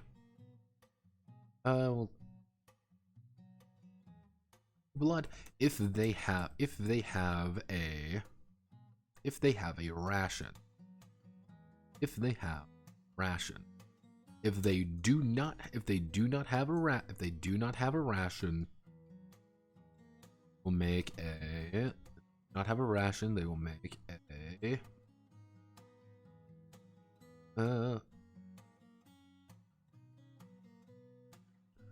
will make a stability. They'll make a stability save. If they succeed, they'll make a stability save at 50. They'll make a stability save 50.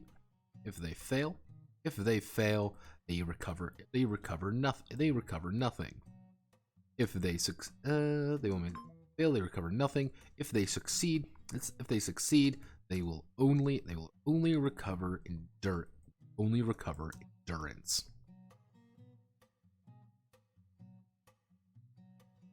They will only recover. Let's see.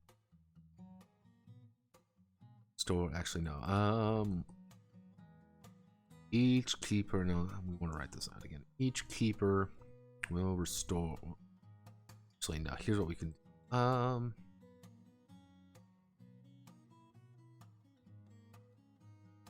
Do restore all endurance. Recover 1d2 blood. Recover all prayer uses. Prayers.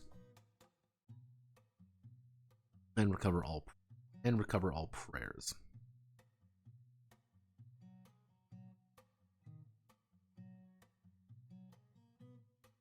The rest of the will recover slightly if they possess a ration. Recover all prayers if the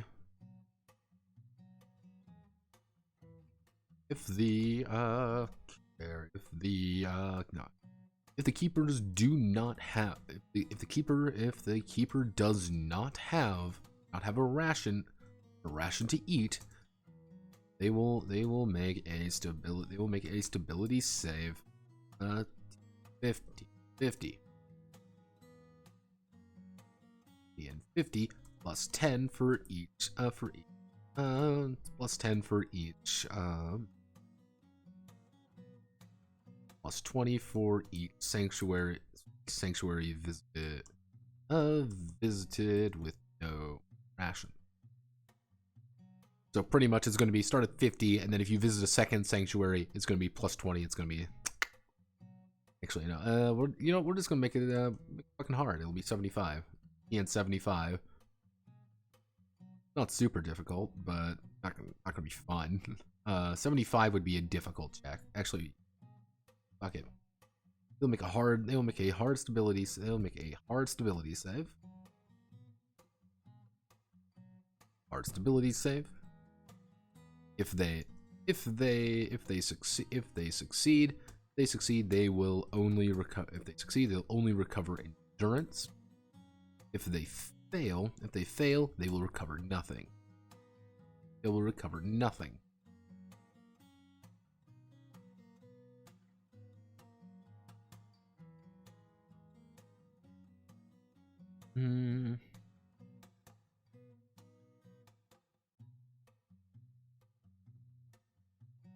Rations. Yeah.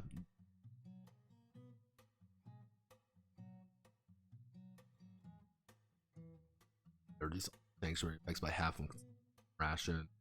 Bedroll, add +5 to any recovery.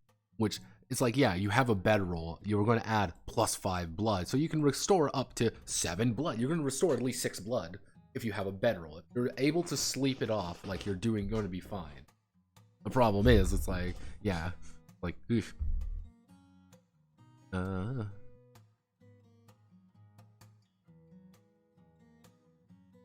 Yeah, they will recover. They will recover nothing.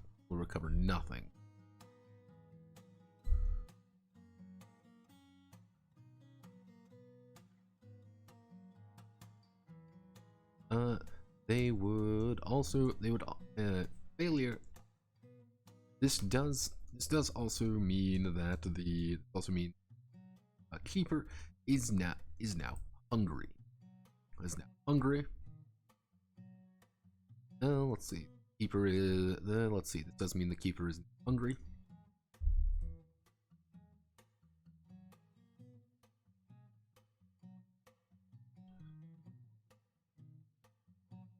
Taking -1.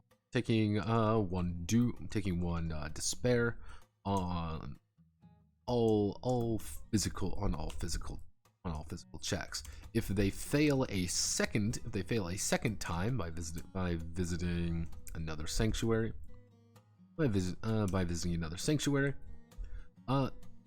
they will fail it a second time.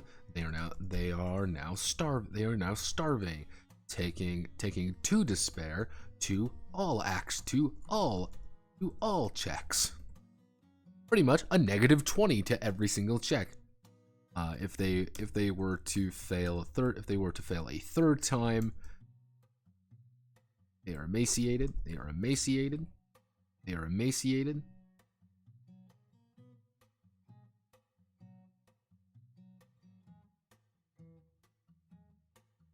And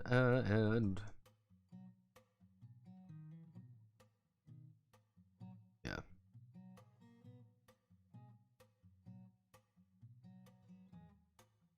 Taking a 3 despair to all checks.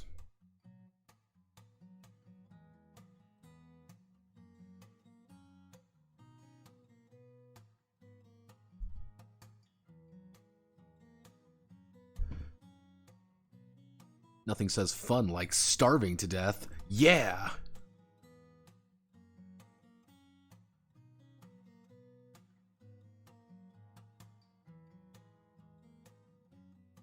Who is that woman and how can I get her to step on? You mean the, skill set lady? Yeah, skill set lady was just randomly generated.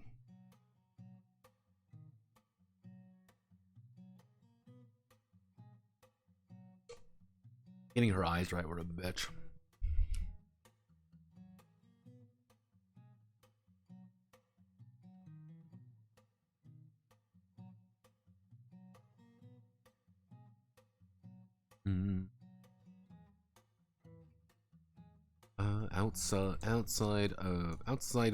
Outside of that, various rooms and location, various areas will have different challenges before them, often requiring checks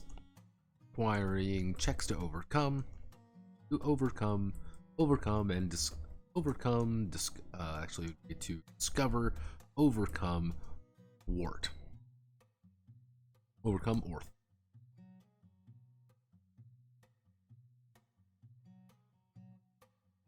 Checks overcome, discover, overcome, or thwart. Pretty much like the basic idea here is this is your rest. You need rations to rest. Don't have it, you're not going to be recovering much.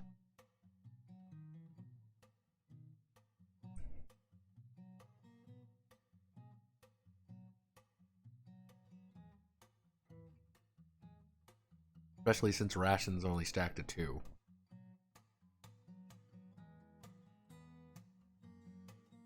Let's see.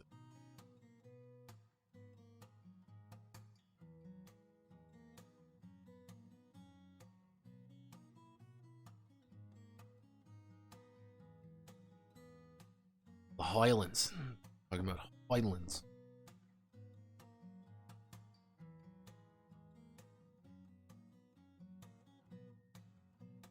Owies.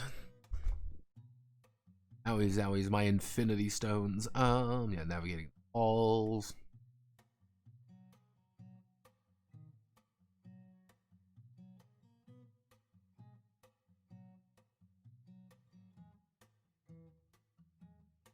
Harvesting Mez. Mez is the holy resource. Actually, how do I want to word this? Mez is the backbone of the dungeon economy. The material is often found in chests. The material is often found in chests, on beasts, or anywhere else in the dungeon. Sometimes it may be hidden.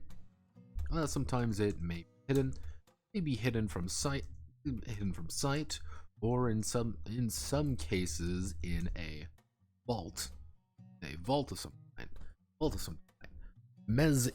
Mez is a pale. What would be the like of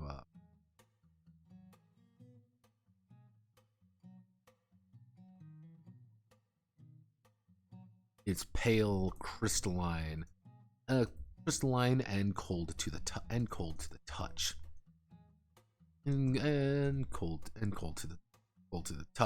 Looking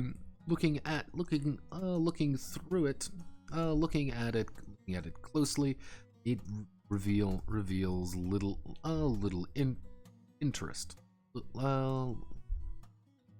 It reveals little value, a little immediate value,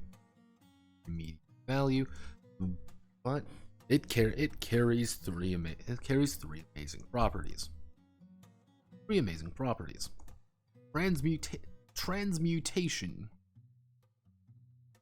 Three amazing properties. Transmutation. Transmutation.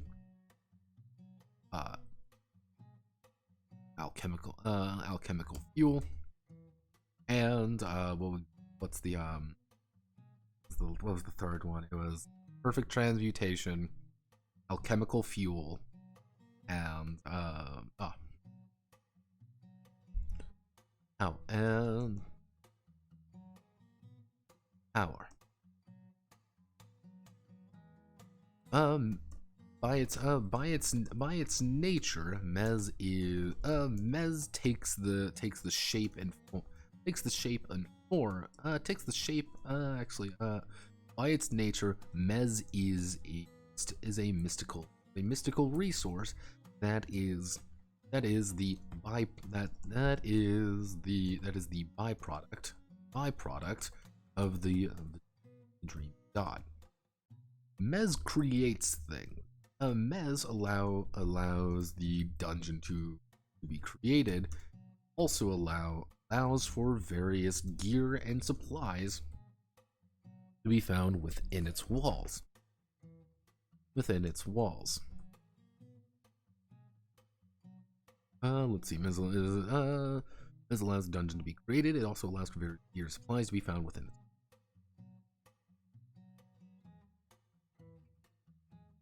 While inside the dungeon, Mez can be used. Mez can be used to transmute. Can be transmuted into various supplies and non-organic material. Often in the form of equipment, while inside the dungeon, Mez can be transmuted perfectly. Be transmuted perfectly into most non-organic material presented with,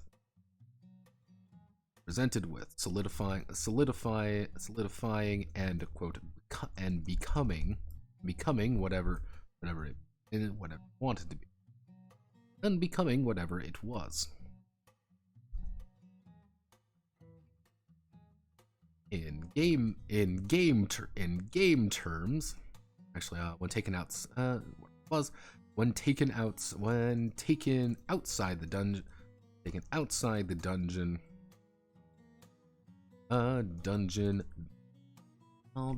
dungeon, this effect is drastically lessened.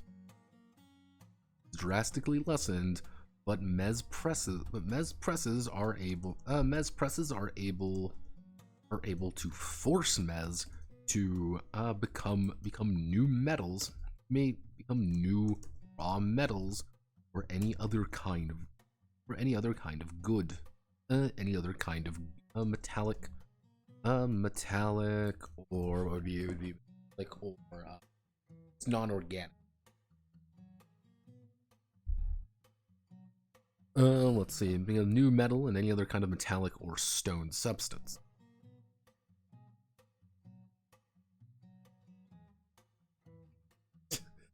The best way to think about this is, picture you come out, you've got a bunch of these dangling little things on you.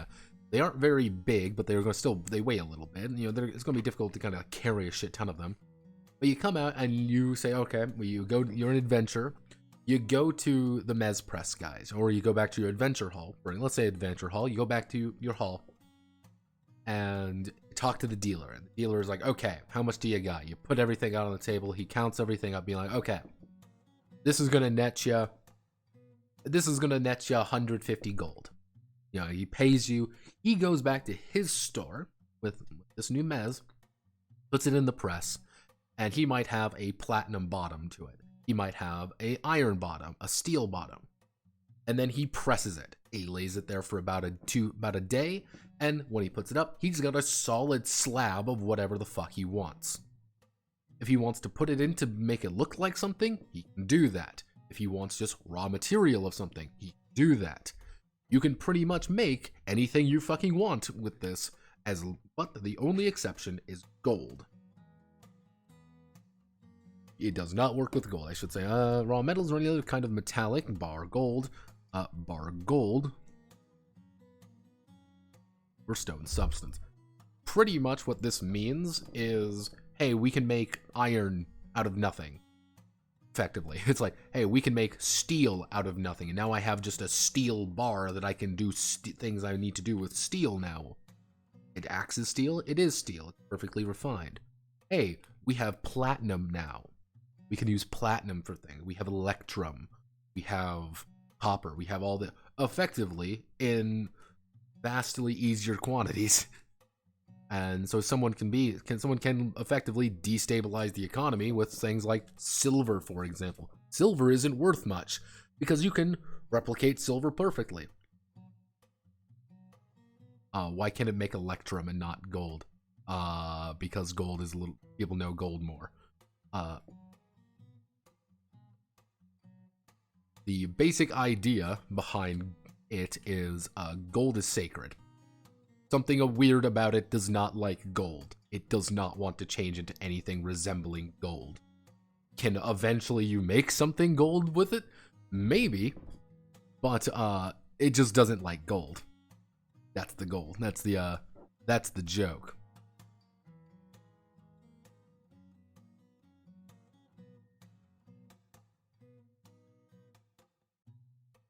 And it's the kind of the green gold stuff. You want an in-lore reason, coming up with it right this second. One of the big things is Sadar literally went into heaven wearing gold, on a golden chariot. It doesn't want to produce gold. It can just produce electrum.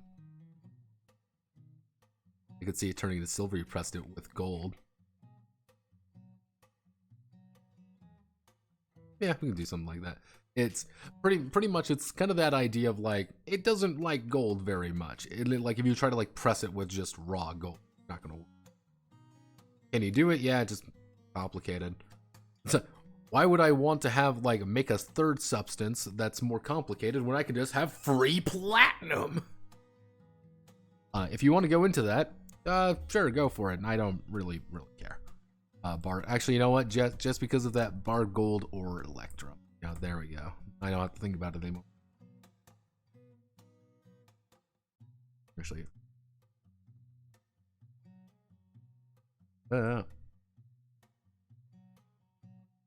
I never have to think about it again. This effect is drastically less than the mess presses are able to force metals to become new raw metals or any other new raw metals, any other kind of metallic or any other kind of metallic. There we go.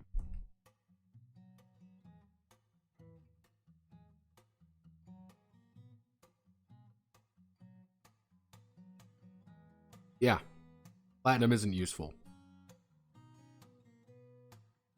That's the entire reason gold is valuable. Gold comes from one place, the Golden City. That's why it's the only universal currency. When you have access to everything, what do? The answer is you rely on something you can't replicate, or you rely on something else entirely. Like farming stuff.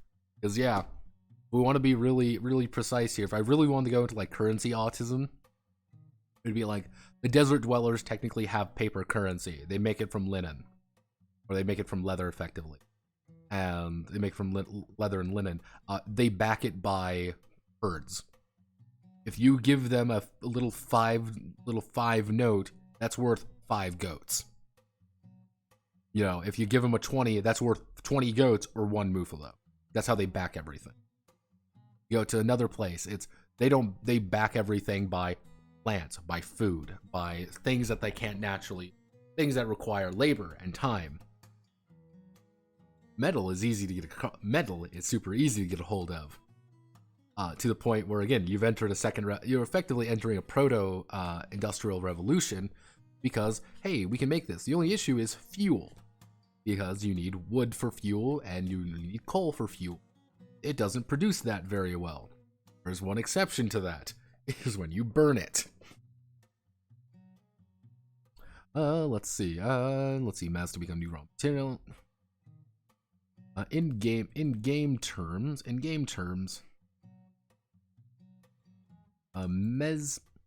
Mez has a weight as a mate. Mez can be in game terms. Mez is a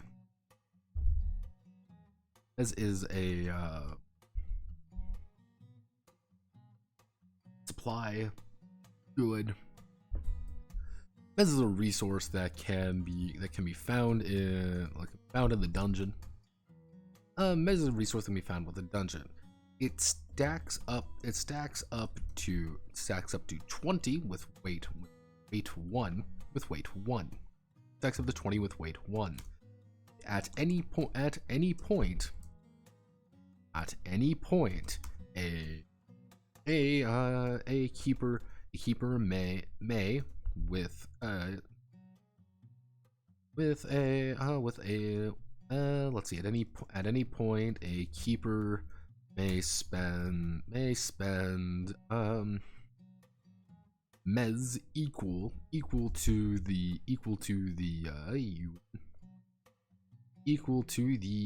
union. May spend mez equal to the union price to replicate an item on their person.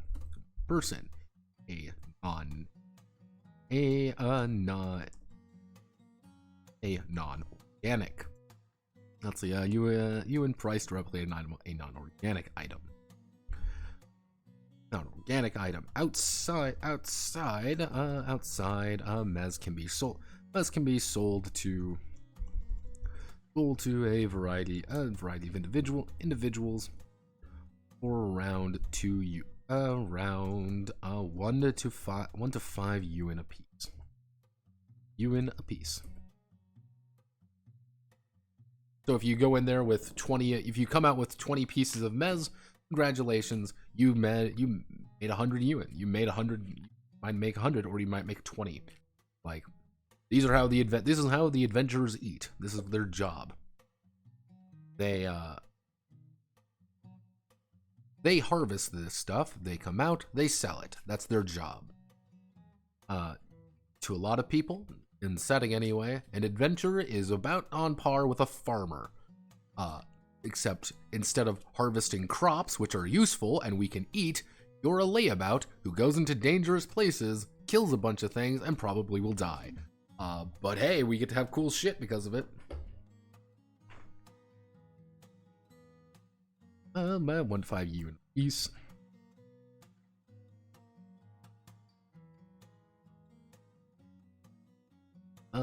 Next is the fact that mez is a perfect fuel source. Fuel source, most notably in the process. Let's see. Next, it's a perfect fuel. There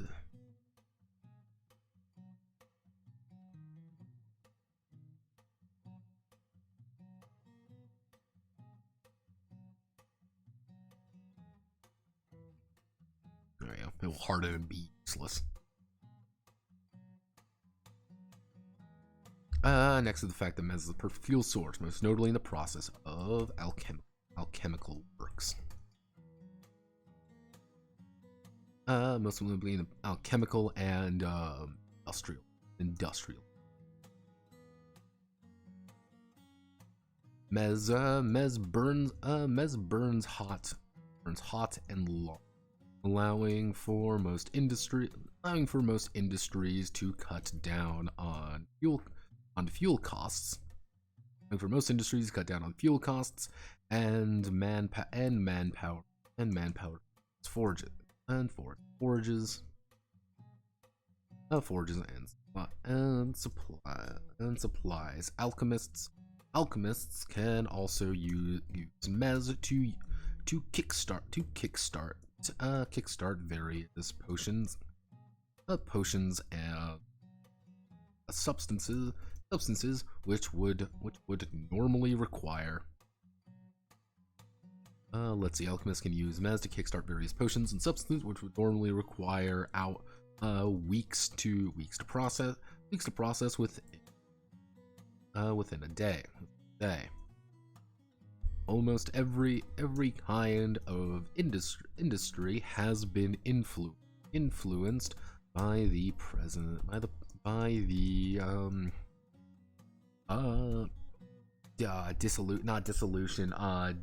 distribution. No, what am I trying to think of? What's the fucking word I'm trying to think of here?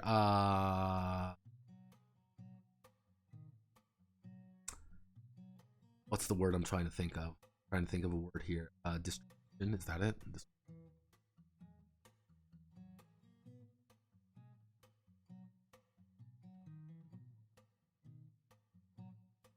Proliferation. Fuck. Can mess make gunpowder? Technically, nobody knows how to. Technically, it could. If you have enough gunpowder, you can technically make gunpowder with. The issue with that, this would be the big issue with it, is that it's dust, and it's a pain in the ass to get across. It's very annoying to do. So people haven't really been able to like make guns very extensively, simply because we don't need to. Because you got to think about it like this. Someone's pinging me. What do you need? I think the best way to think about it would be, we adopted the gun because it was like, okay, this is just more economical. We can train anybody to use this gun. We can get, and it's cheaper and easier to get a hold of these things than to, outfit a full army.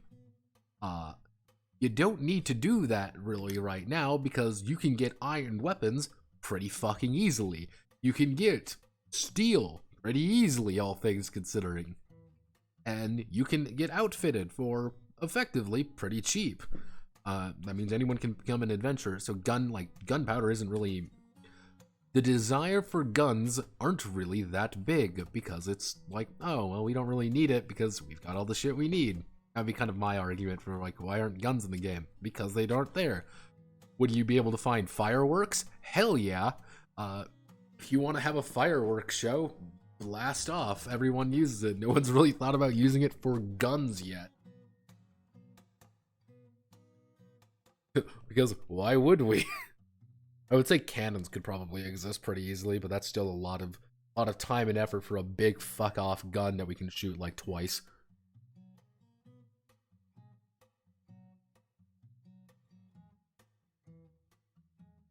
If I were to make a big thing about this, it would probably be the idea of,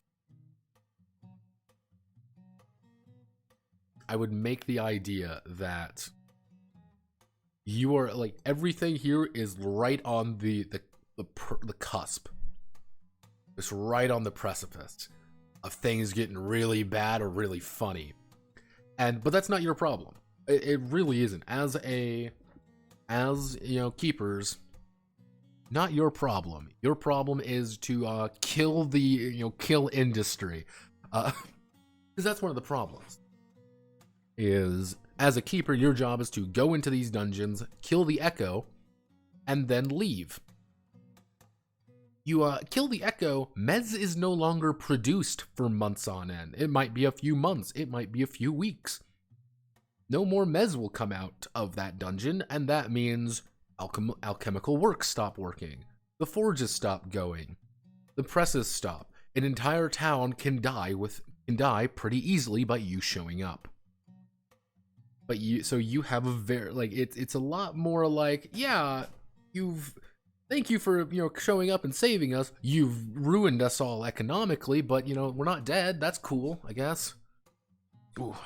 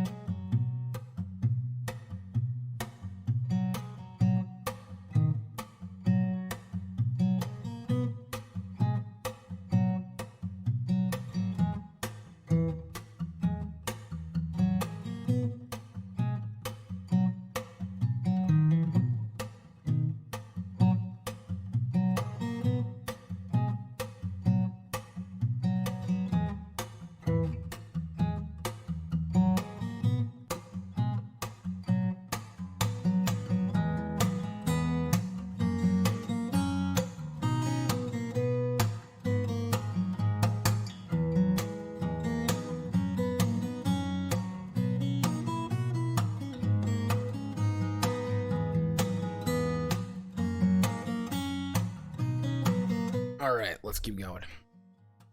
Let's get down to business. Has been influenced by the proliferation of males over centuries.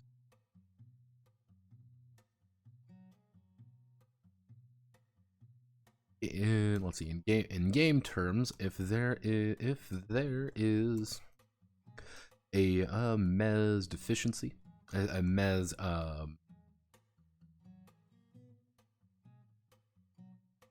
surplus, it would be a deficit. That's the deficit.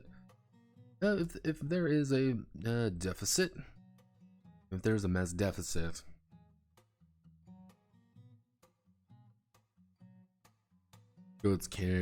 most goods can easily double. In extreme situations, even quadruple. As industry grinds to a halt.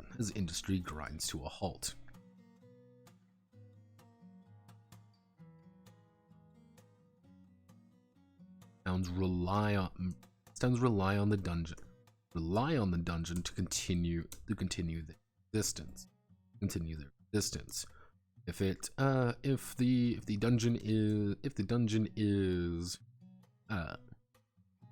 If the dungeon is pacified, the town is pacified. Because it's like, yeah, our entire economy is built around adventurers going into this fucking dungeon, coming out with a bunch of stuff that we use to forge more shit to, sell elsewhere. And, hey, we bring a bunch of food and stuff in to feed these guys. We outfit them, we give them gear, we give them equipment. It's the adventure economy.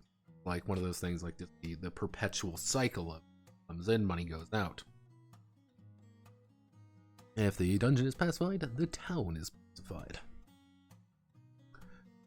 Finally, Mez is power. There is the scripture, actually the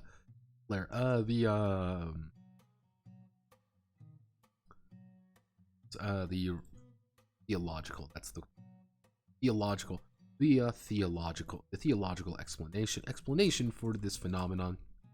Theological explanation for this phenomenon is due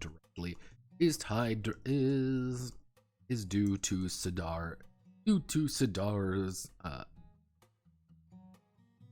Sadar killing the god initially. Its power is due to Sadar granting the the boon of power to his chosen people. Theological explanation for this phenomenon is due to Sadar granting the boon of power to his chosen people.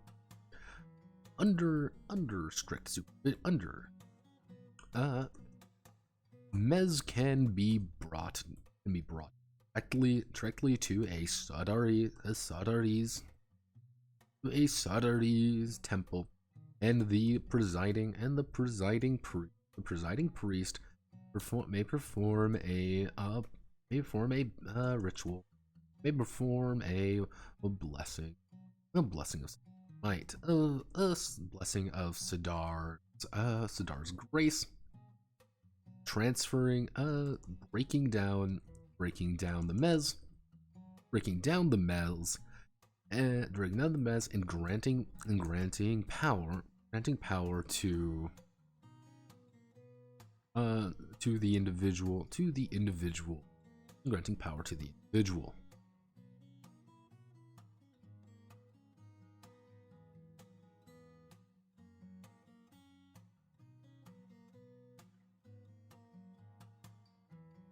I think the best way to think about like setting technologically speaking is we went from the Bronze Age, then we just managed to find our way to get to the Medieval Age immediately.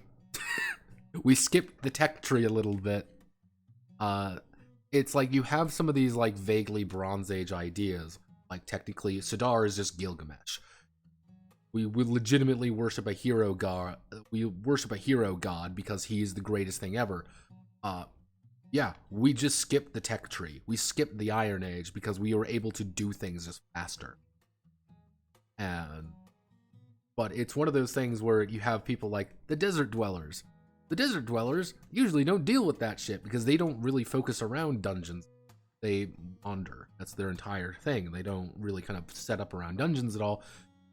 They're effectively Bronze Age at best. They do everything very naturally.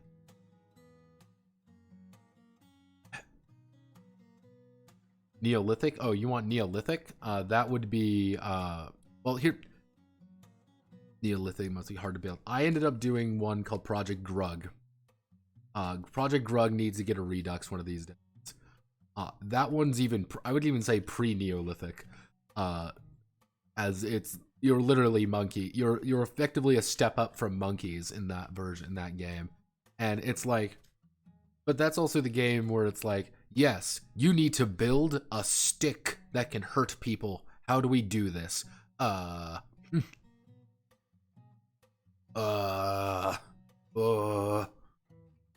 you might not even know how to build like basic equipment or anything like that because it was just like you're so far behind on that. Bronze Age is difficult, and you want to know why Bronze Age is difficult? It's difficult for two reasons. I'm gonna post an image of why anything Bronze Age related is actually very difficult to kind of even go over or talk about in any like reasonable way. These fuckers. See these fuckers right here? You see these fuckers? You see these Athenian fucks? These are the Greeks. The Greeks make everything harder in life, you know, as seen in just about every situation. And why do I say the Greeks make everything very difficult? Because a lot of people are going to start immediately gravitating toward, hey, this is ancient Greece, even though it's not. Ancient Greece was pretty firmly in like right before the Iron Age and kind of stuff like that. Like, yeah, like we know quite a bit about Greece and we know a lot about their conquests, Alexander and all, you know, kind of leading into Rome and all that shit. We know a lot about that because they left a lot of records. Bronze Age, not really. And you say like Rune Quest, for example, like one of the issues with like Rune Quest is like one of the issues like RuneQuest is very mystical. It's very magical. And they've worked it really well into the setting. It's not really Bronze Age anymore. That's the thing. It's not really Bronze Age because you get places like some of the other empires that are effectively ancient Greece. Like you get pretty yeah, like you get some big ideas, some big concepts when it comes to that. But you also have the entire idea that when we want to go to war in RuneQuest, when we want to go to war in HeroQuest, we bring out the weapon thanes who literally ride the lightning and fight our enemies in the sky because they fly, because they have magic that allows them to do that, because magic is so ingrained in the setting. Because magic and all that stuff is like so packed together in that regard, you won't be like, it's harder to break out of that, if that makes sense. Like, you're not really, are you really Bronze Age at that point? The only thing that I would think about to make a full-on legit Bronze Age game, like a full-on legit Bronze Age game, would be using BCS to effectively do city-state bullshit. Because, like, it's harder to, like, even break down things like, you don't really have nations back then. Like, you that wasn't really a thing. You don't really have, like, adventuring, because it was like, we just need to, like, eat food, and or it's like, we're going to war, which is just raiding. Or, unless you start going more mythical, unless you start going more that and that. It kind of just becomes, like, a full-on, like, it's an endeavor, and that's why I chose to cut it out with this game.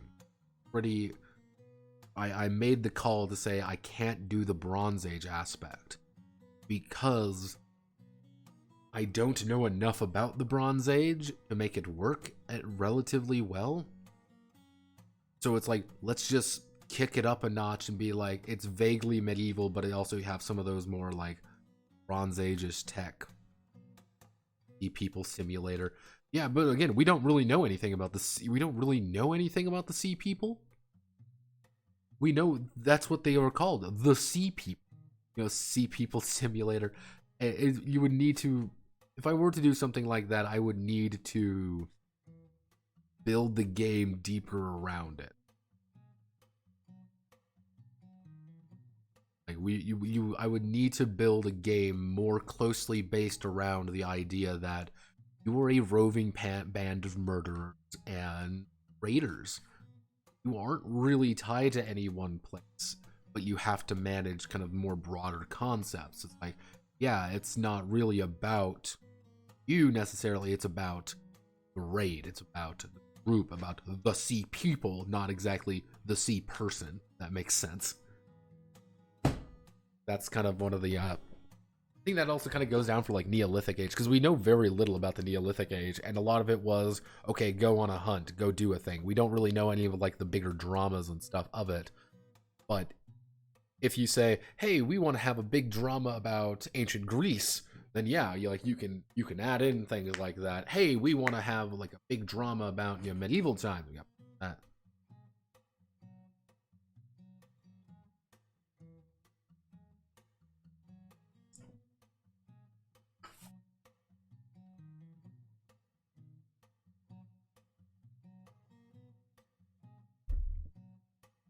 Yeah, it's one of those things, like, we just don't know a lot about the Bronze Age, and it's like, hell yeah, copper selling simulator, yeah, like that ain't that doesn't sound as appealing as like a game.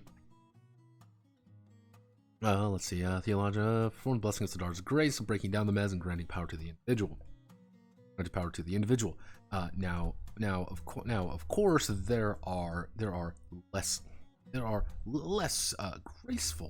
graceful methods of this, notably shattering the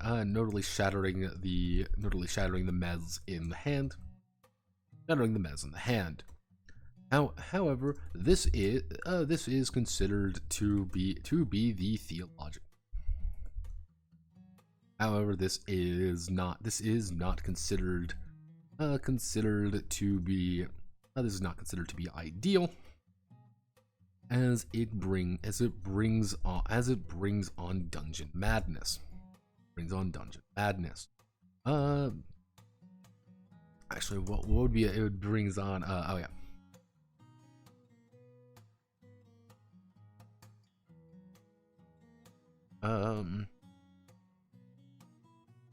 There we go.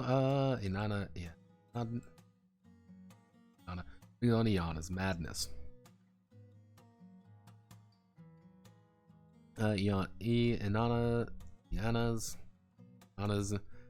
madness is a condition often affecting adventurers who harvest too much mez and grow quickly in power.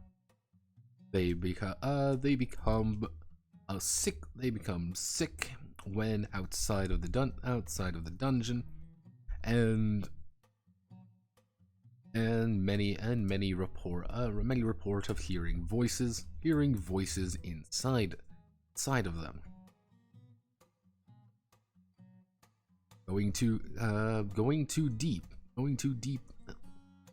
At worst, they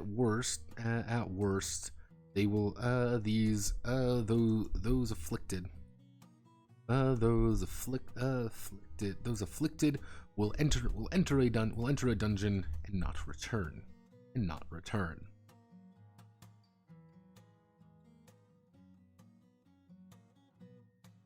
In game terms, Mez can be directly converted. Into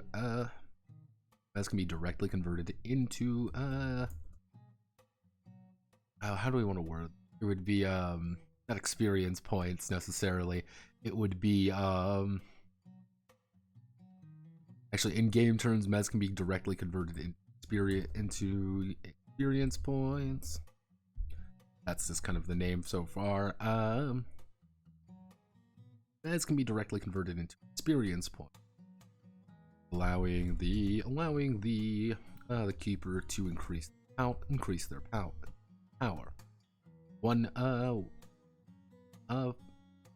Or if using the correct holy method, they will convert 2 mez into 1 XP, into 1 experience points. Using the more direct method, converts 1 mez into 2 EXP. If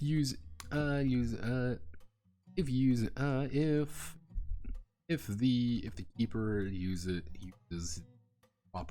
the improper direct method, make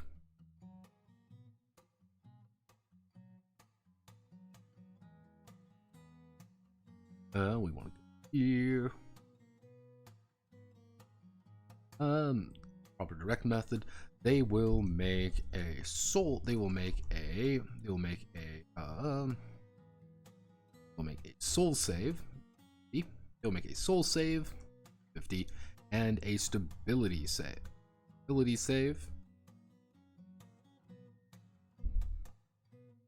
50 plus EX gained, and a stability save, which would be 70. It would be 70 plus XP gained. If they fail either of these, they will gain 1 level. They will gain 1 level.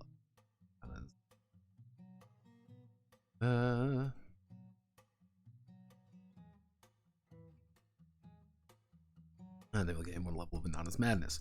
At three levels, consult the chart below. Of what that entails. Da, da, da, da.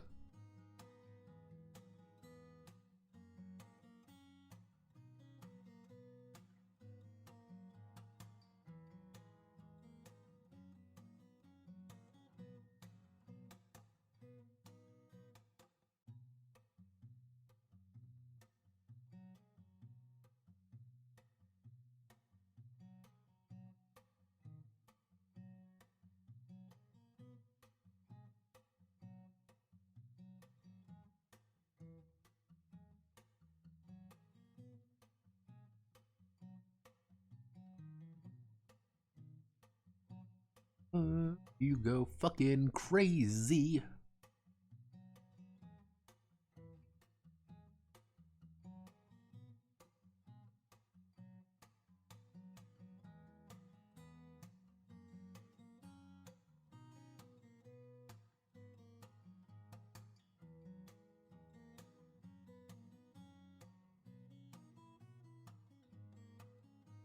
So we do madness.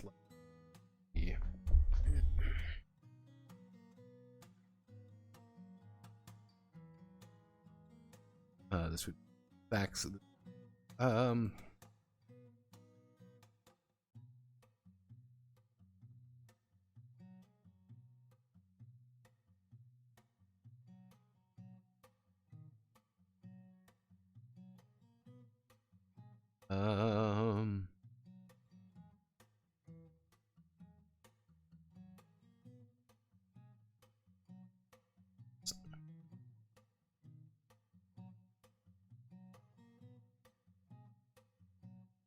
Dungeon illness madness level 1.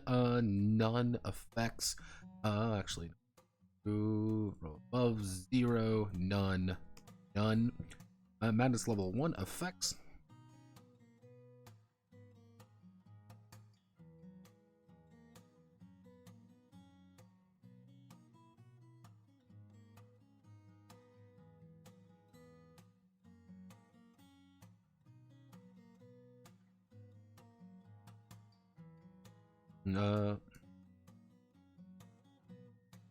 Sleep soundly in the dungeon. 2. It's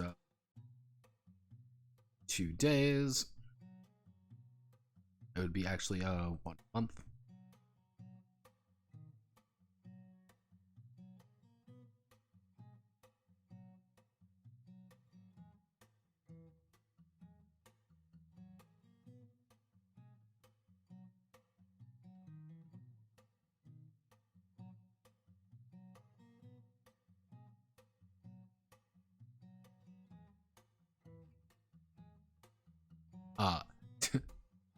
Yeah, Inanna was a that was effectively what name? I'm having a fucking stroke. Yeah, Gilgamesh was tempted by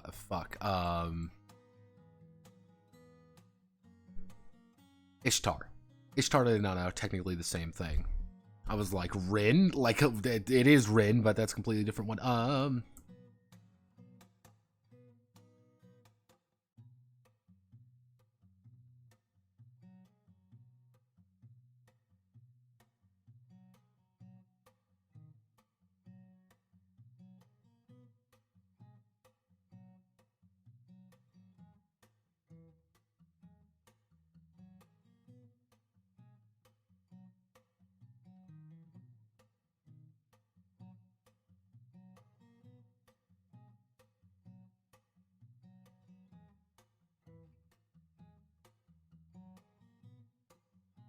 What would it be?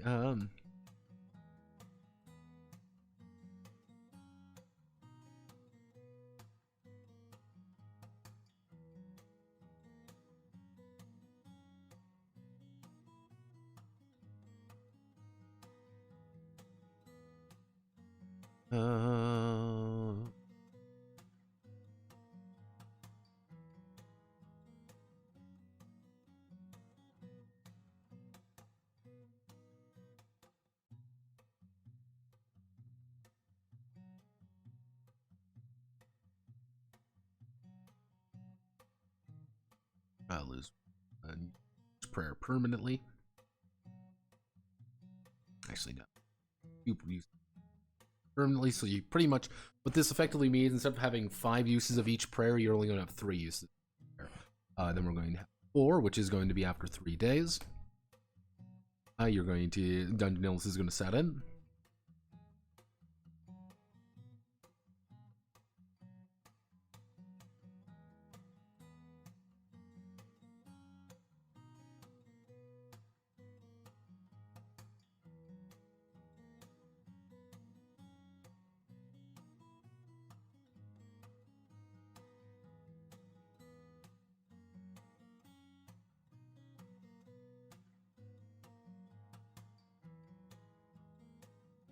Dungeon entrance.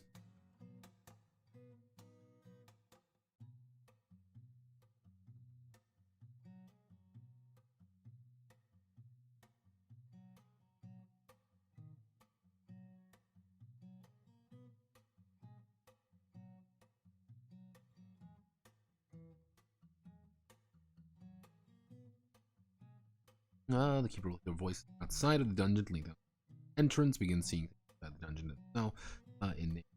Innate knowledge.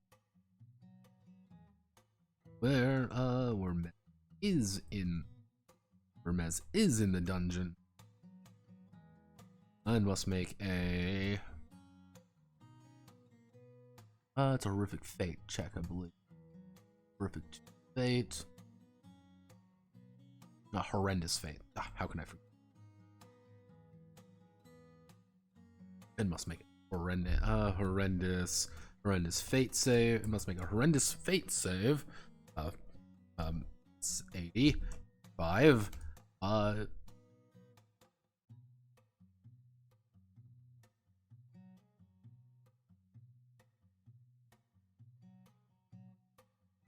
And must make a horrendous fate save to not immediately.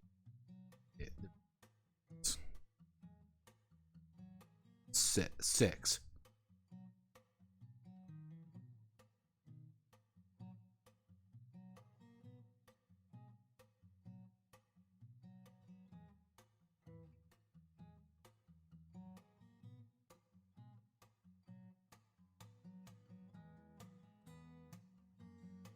Pretty much the idea is if you're using it incorrectly, you're going to end up going bananas in a bad way.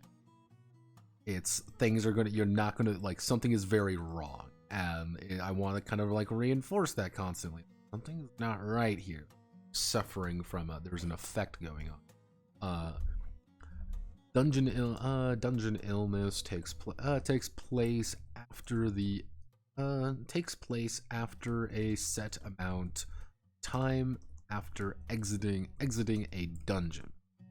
While under dungeon illness, the keeper takes a negative 10, takes a negative 22 all checks until they re-enter a dungeon.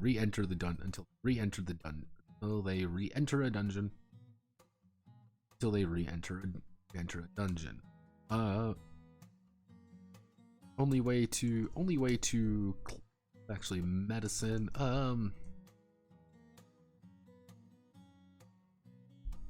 What would be a proper way? It would be what would be a good way of wording this? It would be pretty much like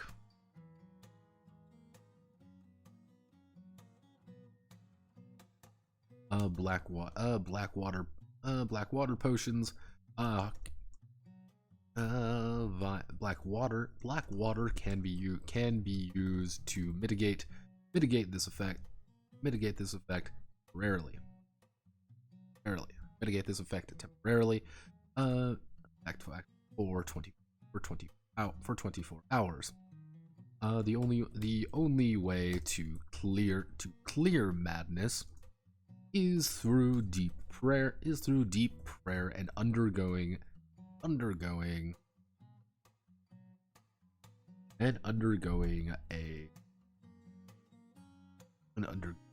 dungeon sickness for undergoing dungeon sickness for a month, after which it will reduce by 1. It will reduce by one step. So pretty much like you were at a negative 20% to do anything for a month, which is like, yeah, this really sucks for you if you need to do anything productive. You were just not a very productive person anymore, simply because, like, yeah, you're currently going bananas. You were going cuckoo for Cocoa Puffs, because you think the dungeon is talking to you, and you have to listen, because if you don't listen, bad things happen.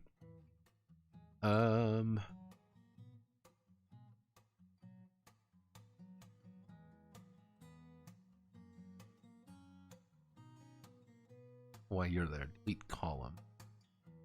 Yeah, there we go. Here we go. Yeah, generally speaking, the rank 4 is when things start getting bad.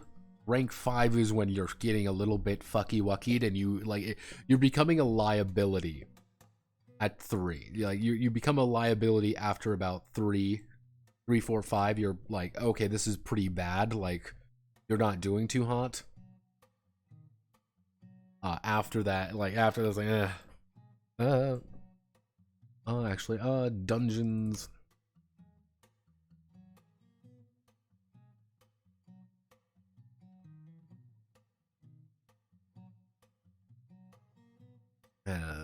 Entering a dungeon. Entering a dungeon either. So yeah, it's one of those things like you can use this to increase your level pretty quickly. Get more experience points. You hit level 2, hit level 3, but you got to make 2 pretty difficult checks. If you're pretty faithful, and you got a good soul save, you got a good stability save, you can probably get away with it. You can probably do that.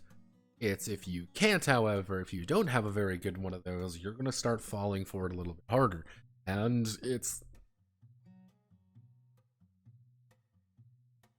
the voices in my head are telling me where to get money. It's called a Sigma grind. Yeah, at like level 2, level 2 is good. For a lot of like adventurers and stuff, they want to get to about what you would all consider to be about level 2, and to level 3, a lot of them are pretty fine too, because they're not feeling it at level 3 really, because most adventurers don't have prayers, only you do, and it's like I have to go in there every day regardless, so why not? It's like I'm not feeling the illness at all, and if I hear voices, they're telling me where to go, and that's where it's kind of like one of those things where you kind of want, like, adventurers kind of want to build this madness up. So they kind of get consumed by it. But it's also like, maybe we don't want to undergo this because I'm going to die. Because it's like, again, you won't really notice it until you hit about 3 or 4. Because at that point, it's like, oh, 2 weeks, I'm now really sick. It's not like a month. Like, after a month, I'll get sick. I'm going to go down there anyway. It's fine. But at like rank 5, it's like, yeah, an hour after you are now like very fucking ill. After, you know, level 6 is like, after a minute, you really want to go to a dungeon. You'll just go there. Like your body's just like, yeah, I know. It's like after a minute, you're just not there. Unless people try to like restrain you kind of thing. You want to go and you do not want to return. Okay, so we've done harvesting meds. We do exploring the dungeon. Okay. We don't really need understanding the dungeon anymore, because understanding the dungeon was more like the nature. I put that up here pretty much. Okay. We don't really need the equipment section either. Okay. Here's what we're gonna do. I'm gonna call it here for today. 3 hours in. My throat hurts. You think I'm kind of hungry. It's like 8:30 and I haven't had dinner yet. I'm hungry. Here's what we're going to do though. Monday, we're going to do combat. We're going to do the entirety of combat. We're going to do dungeon creation as well. We're going to use a system I already use for dungeons that are simple and easy, and I don't have to think about it very hard. It's just going to be copying and pasting effectively some things over and cleaning up some wording. Simple, easy, understandable. Fits the theme as well. Combat, I already kind of know how combat's going to go. I don't think it's going to be very difficult to do. But then we're going to move on to advancement, which we're going to talk about levels and classes, how that kind of works. And then we'll probably put prayers at the end, being like, here are all the different prayers you can get. And like, you want to select different prayers and things like that. That's kind of the goal there. It feels like I'm missing something. I don't know what I'm missing though. That's kind of a like I don't quite know what's going on there. I'll probably put in, what I should do is an advancement is,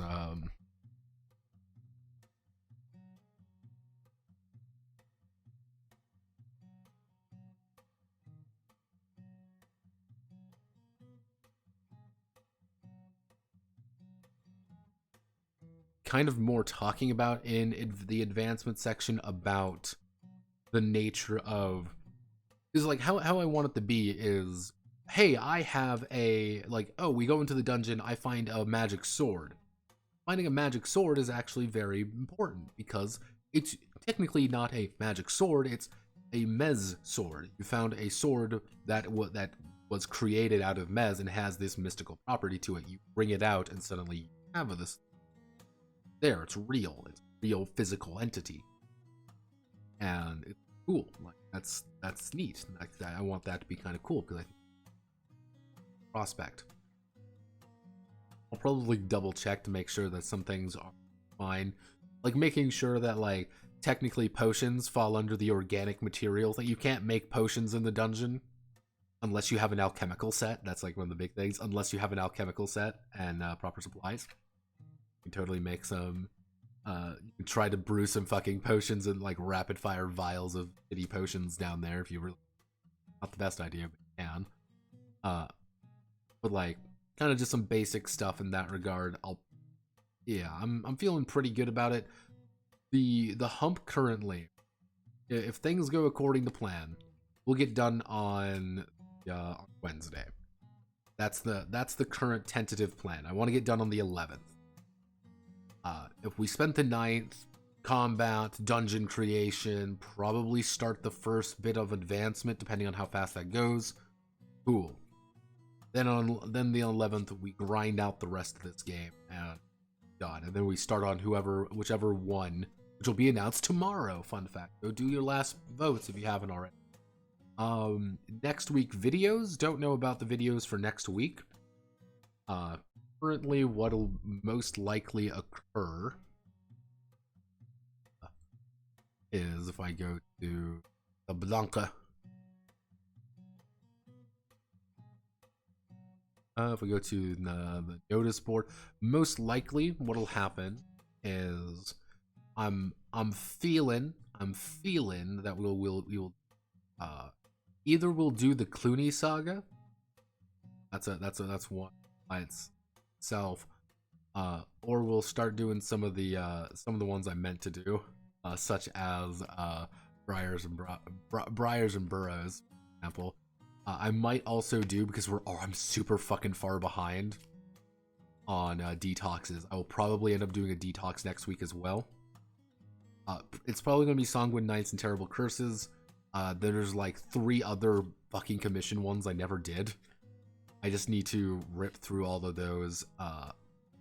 Honestly, I might make... This is going to sound a little bit cringe, but I might make shorts of the ZDT, Eclipse Judgment, and Catboy. I make shorts of those. Because shorts do the numbers, but half of me also doesn't want to do that because I don't want to do that out of the video. But yeah. I will see you all tomorrow at noon EST, hopefully.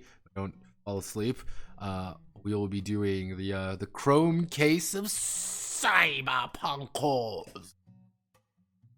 I got some weird games that I think there's some odd ones in here that I'm kind of curious about. All right, so Godspeed, good luck, the rest of it.